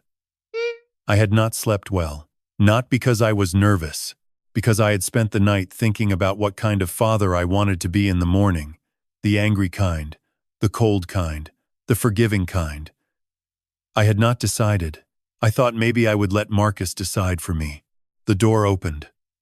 The brass bell above it rang once, the same bell that had rung for every customer since 1980. Marcus stepped inside and closed the door behind him. He stood there for a moment, looking around the shop the way a man looks at a childhood home he has not visited in years. His eyes moved across the clocks on the walls, the tools on the pegboard, the jars of tiny screws and springs organized by size. He looked at the green chair where his mother used to sit. He did not sit in it. He pulled up the wooden stool from the corner instead and placed it across from me. Close enough to talk. Far enough to leave. "Dad," he said. "Son," I said, and then neither of us spoke for what felt like a full minute. The only sound was the grandfather clock in the corner, ticking the way it had ticked since the night I wound it again. Patient, unrushed, measuring the silence between us the way it measured everything else. Marcus spoke first.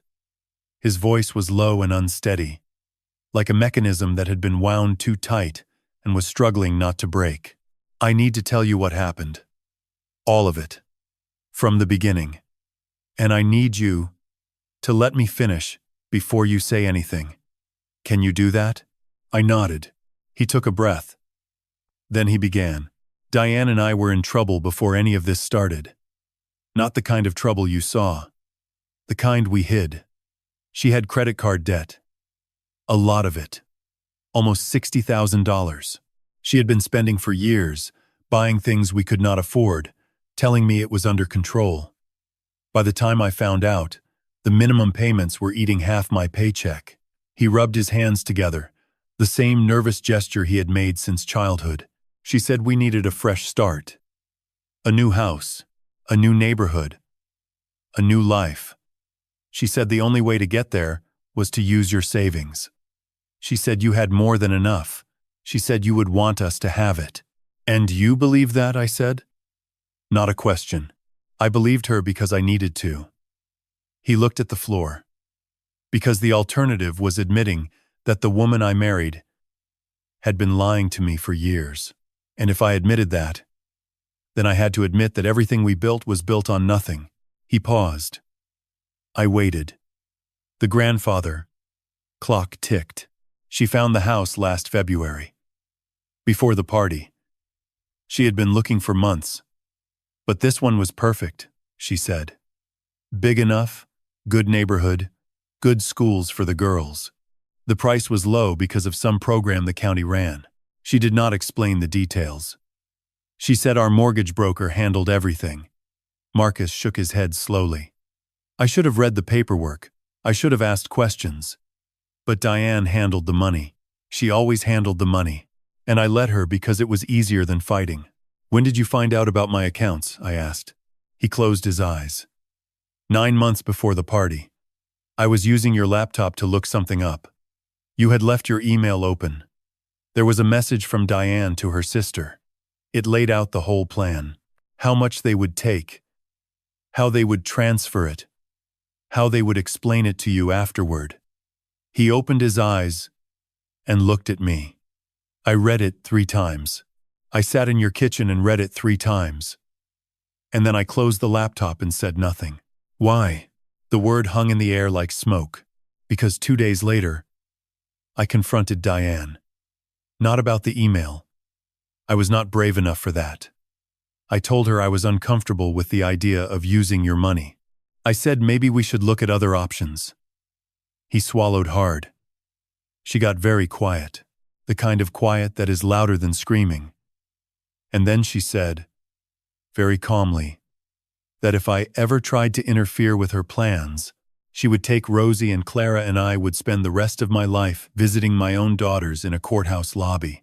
I set down my coffee. I had heard this from Mrs. Lombardi, but hearing it from Marcus was different. It was heavier, because it was not just a threat Diane had made.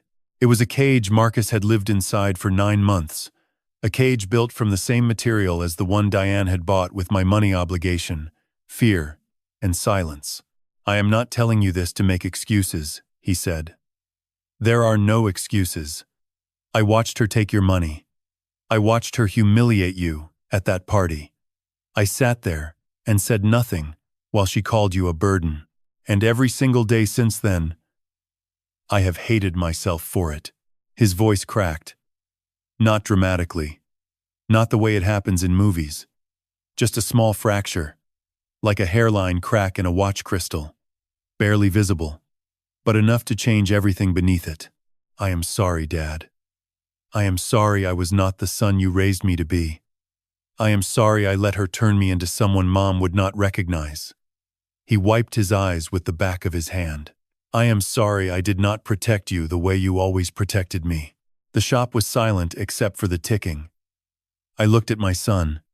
I saw the boy who used to sit on that same stool and watch me work, asking questions about every gear and spring. I saw the teenager who swept the shop floors on weekends without being asked. I saw the young man who carried his mother's coffin with hands that shook but did not drop her. And I saw the man in front of me, broken, ashamed.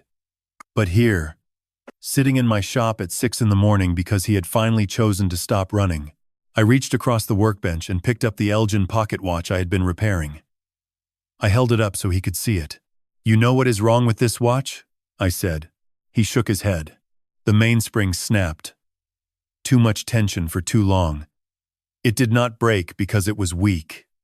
It broke because someone kept winding it past its limit. I set the watch down between us. But the case is fine. The dial is fine. The hands still move. It just needs a new spring. And patience. Marcus looked at the watch. Then he looked at me, and for the first time in longer than I could remember, I saw my son, not Diane's husband. Not a man trapped in someone else's plan, but my son. "I do not forgive you yet," I said. "Forgiveness is not something I can hand you like a tool. It is something we build together. And it takes time." He nodded. Tears ran down his face, but he did not look away. "But you are here," I said. "And that is where it starts." I chose a Sunday. There is something about a Sunday that strips pretense from a room. People are slower on Sundays, less guarded. Diane would not expect a war on a Sunday. I called Marcus on Friday evening and told him to bring Diane to the shop at noon. I did not explain why. I said only that it was time to settle things and that he should make sure the girls were with Mrs. Lombardi. He did not ask questions. He understood. There are moments in a family when words become unnecessary. When the gravity of what is coming speaks louder than any instruction. Marcus heard it in my voice, and he simply said, "We will be there." I spent Saturday preparing. Not the way a general prepares for battle, the way a watchmaker prepares for the most delicate repair of his career. I cleaned the shop.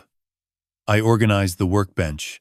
I placed Grace's brass carriage clock at the center of the table I had set up near the grandfather clock. Inside the carriage clock were the documents, the county violation letter, the assessor's printout showing the tax lien, Diane's messages from the USB.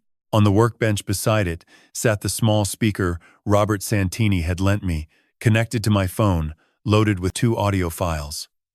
One was Grace's recording. The other was a compilation of Diane's voicemails from the previous weeks, the ones where she cycled through authority and guilt and fake kindness and threats. I had saved every single one. Robert arrived at 11:30. He wore a dark suit and carried a leather briefcase that contained the trust documents, the Christie's appraisal of my collection, and a legal notice of severance that formally terminated any financial connection between my accounts and Marcus or Diane. Sister Catherine came at 11:45. She wore her usual gray coat and carried nothing. She did not need to. Her presence alone was testimony. At noon, the brass bell rang. Marcus entered first. He looked at me, then at Robert, then at Sister Catherine. His face tightened, but he nodded. He understood the stage I had set. Diane followed, already talking before she crossed the threshold. "Frank, I hope this little meeting means you have come to your senses. Marcus told me you wanted to talk, and honestly, it is about time. We have bills piling up. The county is harassing us about the house, and I cannot even buy groceries without—" She stopped, Her eyes swept the room. The lawyer, the nun, the table, the carriage clock, the speaker, and me, sitting calmly in my chair, hands folded, the grandfather clock ticking behind me. "What is this?" she said. "Sit down, Diane. I am not sitting down until someone tells me what is going on." "Sit down," Robert said, "or this conversation happens through certified mail and a courtroom." "Your choice." She sat. I did not rush. I had waited 9 months for this moment, and I was going to let every second of it breathe. I opened the brass carriage clock and removed the documents one by one, placing them on the table the way I placed watch components on a felt cloth, carefully, deliberately, each piece in its proper position. "Let us start with the house," I said. I slid the assessor's printout across the table. $310,000. Purchased through a county tax abatement program with a historic preservation easement. You used $225,000 of my savings for the down payment. Money you took without my knowledge or consent. Diane opened her mouth. I raised my hand. "I am not finished." I placed the county violation letter beside the printout. 3 preservation violations. Estimated restoration cost, $42,000. Daily fines of $500 beginning in 63 days. And a prior tax lien of $17,400 that you assumed at closing. "Did you know about the lien, Diane?" Her face was pale.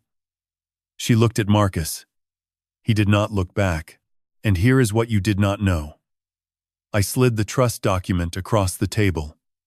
The Castellano family irrevocable trust, established by my wife Grace Castellano, managed by an independent trustee, valued at $1.4 million. Life insurance, pension, investment portfolio, none of it accessible to you. None of it in any account you have ever seen. Diane stared at the document. Her lips moved, but no sound came out. "And this?" I placed the Christie's appraisal beside it. "My clock collection, appraised at $200,000.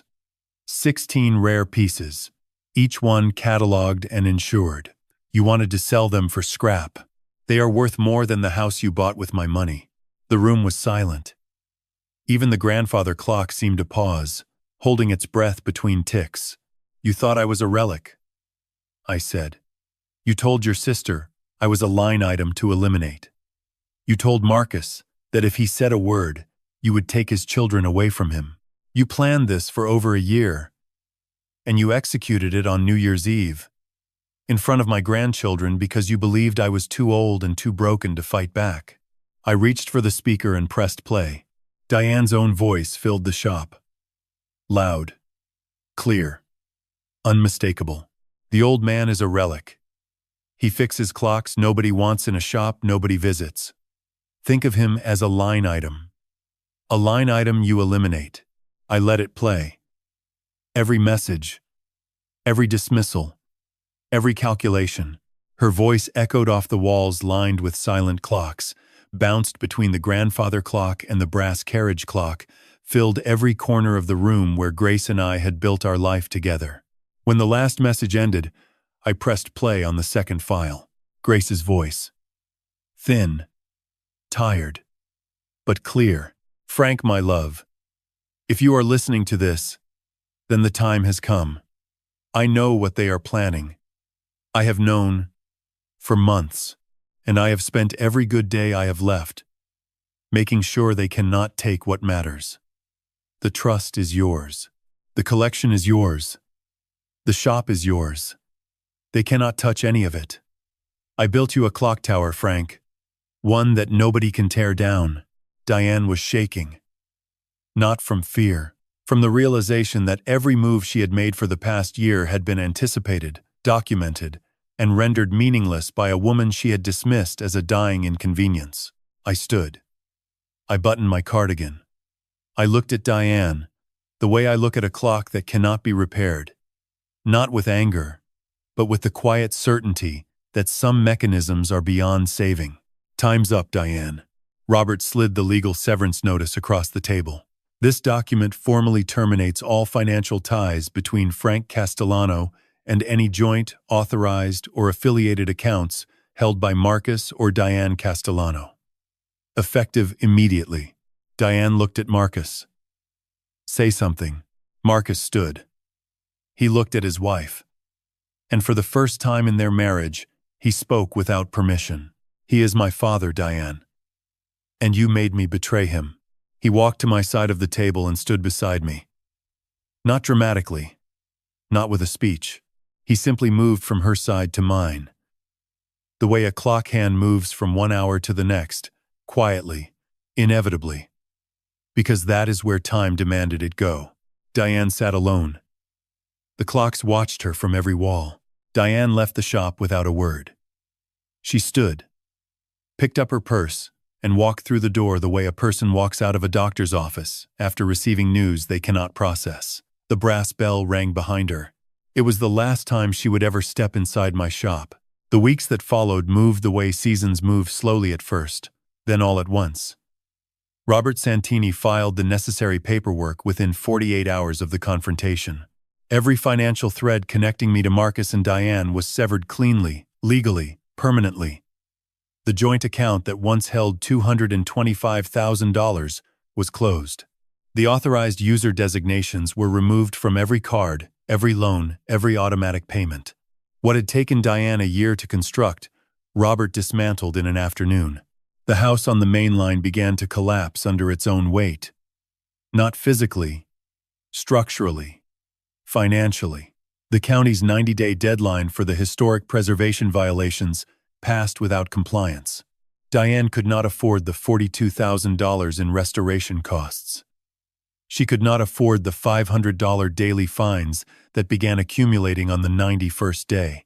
She could not sell the house because the tax lien, the preservation easement, and the accumulating fines made it unsellable.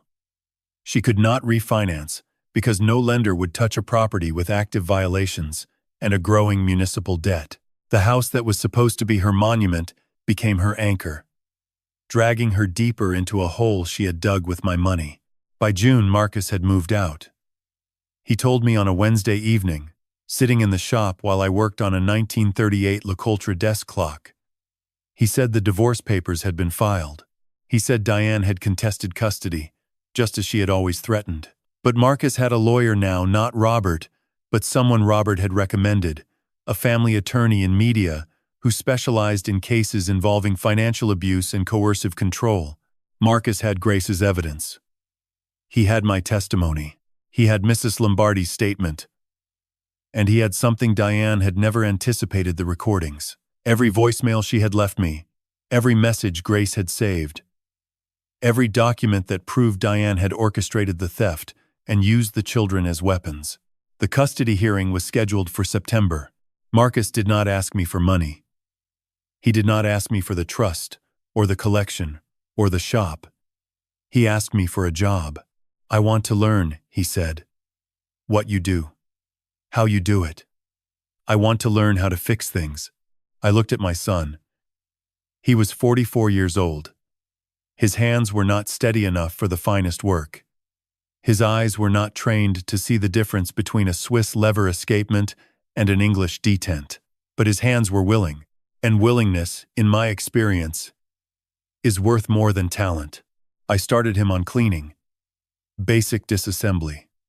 How to identify the major components of a mechanical movement: the mainspring, the gear train, the escapement, the balance wheel. He was slow at first. Clumsy. He dropped a tiny screw on his third day and spent 40 minutes on his hands and knees searching for it under the workbench. When he finally found it, he held it up like a boy who had caught his first fish. I did not smile. But I wanted to. The shop reopened in July. Not formally. I did not hang a new sign or take out an advertisement. I simply unlocked the front door and turned the sign from closed to open. Mrs. Lombardi was my first customer. She brought in a cuckoo clock that had not worked since 1997. I told her it would take a week. It took 3 days. She paid me in cannoli and a hug that lasted longer than necessary. Word spread the way. Word spreads in South Philadelphia through conversations at the corner store, through nods at the barber shop, through the quiet network of people who had known me for decades and were glad to see the lights on again. By August, I had a steady flow of repairs. Mantel clocks, wall clocks, a few wristwatches from older gentlemen who refused to wear anything digital. Marcus helped with the intake, logging each clock into a leather-bound notebook, recording the owner's name, the problem, and the promised return date. His handwriting was terrible, but it improved. Rosie and Clara came to the shop on Saturdays. Mrs. Lombardi would walk them over from her house in the morning, and they would spend the day surrounded by ticking mechanisms and the smell of machine oil. Rosie was fascinated. She asked questions about everything. Why the gears turned in opposite directions. Why some clocks had pendulums and others did not. Why the grandfather clock in the corner sounded different from the carriage clock on the desk. She had Grace's curiosity. She had Grace's eyes. Sometimes, watching her examine a movement through my magnifying loupe, I forgot for a moment that Grace was gone. Clara was quieter. She did not ask questions. She sat in the green chair, her grandmother's chair, and drew. Page after page of clocks. Not mechanical drawings, not diagrams. Art. She drew clocks with wings. Clocks growing out of trees. Clocks with faces that smiled. She drew a grandfather clock once with a woman standing inside it, her arms forming the hour and minute hands. She did not tell me who the woman was. She did not need to. One Saturday afternoon in late August, Rosie tugged on my sleeve while I was adjusting a balance wheel. "Grandpa Frank," she said, "can you teach me how to fix a clock?" I put down my tools. I pulled up the wooden stool, the same stool Marcus had sat on during his confession, the same stool Marcus had sat on as a boy, and I placed it beside mine. I handed her a magnifying loupe and a pair of brass tweezers. "First rule," I said, "you never force a gear. If it does not move, there is a reason. Find the reason first." She nodded with the seriousness of a surgeon accepting a scalpel. And she began. September brought the custody hearing. I will not describe the details because some rooms deserve their privacy. But I will say this. Marcus walked in carrying a folder of evidence that Grace had built from her hospital bed, from her kitchen table, from every lucid hour she had left. And when it was over, Marcus had joint custody of his daughters. Diane retained visitation rights, supervised, pending review. The judge cited financial misconduct, documented patterns of coercive behavior, and the welfare of the children. Diane moved to a smaller apartment in Norristown. The house on the main line sat empty, accumulating fines like dust on a forgotten mantel clock. I heard later that the county eventually foreclosed. I did not verify this. It no longer mattered. Snow fell on Fitzwater Street on Christmas morning the way it fell when I was a boy, slowly, quietly, as if the sky had decided to take its time. I stood at the window of my shop and watched it gather on the sidewalk. On the faded sign that read, Castellano Clock Repair. On the hood of my old sedan, parked at the curb. The street was empty. The barber shop was closed. The corner store had a wreath on its door, and every clock in my shop was ticking. I had not planned anything elaborate. I am not a man who plans celebrations. Grace was the one who turned ordinary days into occasions, who filled our apartment with the smell of cinnamon and orange peel, who insisted that Christmas morning begin with music before coffee. I could still hear her voice sometimes, not from the USB, not from the recording, but from memory. The kind of memory that lives in the walls of a place where someone loved you for 40 years. Marcus arrived at 8 with the girls. He carried a paper bag from the Italian bakery on 9th Street, sfogliatelle, biscotti, and a small panettone he said the baker had set aside for us. He wore a coat I had not seen before, something simple, dark, practical. He looked different than he had a year ago. Not younger, not older, cleaner, as if someone had wiped the fog from a clock face and the numbers were finally visible again. Rosie came through the door first, as she always did. She was wearing a red sweater with a small clock embroidered on the pocket. Mrs. Lombardi had made it for her. Rosie ran to the workbench and immediately began examining the tree I had left out for her to practice on. She handled the loop like a professional now. Her hands were steady. Her questions had evolved from, "What is this?" to "Why does this one oscillate faster than the one we fixed last week?" She was 8 years old, and she understood escapement theory better than most adults. Grace would have laughed. Grace would have said, "She gets it from you, Frank." And she would have been wrong. Rosie got it from both of us.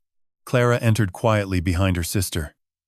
She carried a rolled piece of paper, tied with a green ribbon. She walked to me without speaking and held it out with both hands, the way you offer something precious to someone you trust. I untied the ribbon and unrolled the paper. It was a drawing. Colored pencil on heavy stock.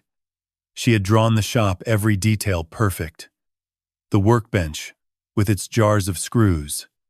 The pegboard, with the tools. The green chair. The brass carriage clock. The grandfather clock in the corner with its pendulum mid-swing. And standing inside the grandfather clock, visible through the glass panel of the case, was a woman. She had dark hair and kind eyes, and her arms were extended outward, forming the hour and minute hands pointing to 12 o'clock. Midnight. Or noon. The moment when everything resets and begins again. At the bottom of the drawing, in careful block letters, Clara had written, "Grandma Grace lives in the clock." I held that drawing for a long time. I did not speak because there was nothing language could add to what a 7-year-old had said with colored pencils and silence. Clara watched me with her serious eyes, and when she saw that I understood, she nodded once and went to sit in the green chair, her grandmother's chair. Her chair now. Marcus made coffee in the small kitchen behind the shop. He knew where everything was now. The filters in the second drawer. The sugar in the tin canister. The cups hanging on hooks above the sink. He moved through the space with the ease of someone who belonged there. Someone who had earned the right to belong there. Through months of showing up, learning, failing, and showing up again. His hands were calloused from work. His fingernails had machine oil under them that no amount of scrubbing could fully remove. I recognized those hands. They were becoming my hands. We sat together at the workbench, me, Marcus, Rosie, and Clara, and ate breakfast surrounded by clocks. Rosie talked about a school project on pendulum motion. Clara drew a new sketch on a napkin. Marcus poured my coffee without asking how I wanted it. He already knew. Black. No sugar. The same way I had taken it for 50 years. After breakfast, I reached into the drawer of my workbench and took out a small wooden box. I had made it myself over the past 2 weeks. Carved from a piece of walnut. Fitted with brass hinges, lined with green velvet. Inside it was the pocket watch, Grace's pocket watch. The one that had started everything. The coordinates, the safe deposit box. The letter, the key, the truth. I placed the box in front of Marcus. "Open it," I said. He lifted the lid. He stared at the watch for a long time. He knew what it was. He knew what it had done. He knew the history it carried. Not just our family's history, but the history of a woman who had used her final coherent thoughts to protect the man she loved from the people who should have protected him instead. "Dad, I cannot take this," he said. "You are not taking it. I am giving it. There is a difference." He lifted the watch from the velvet. He turned it over in his hands, feeling the weight, tracing the engraving on the case. He opened the back panel, the same panel I had opened in this shop almost a year ago, and saw the space where the coordinates had been etched. The coordinates were still there. They would always be there. A permanent record of the place where Grace had hidden her love. "One day," I said, "you will give it to Rosie or Clara, and you will tell them the story.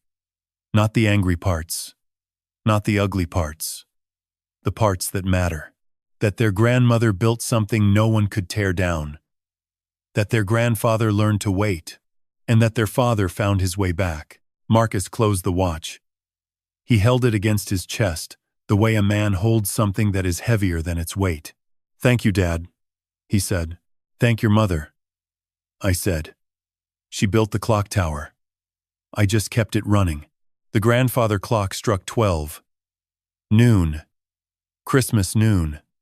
Each chime filled the shop with a sound I had heard 10,000 times, but never quite like this.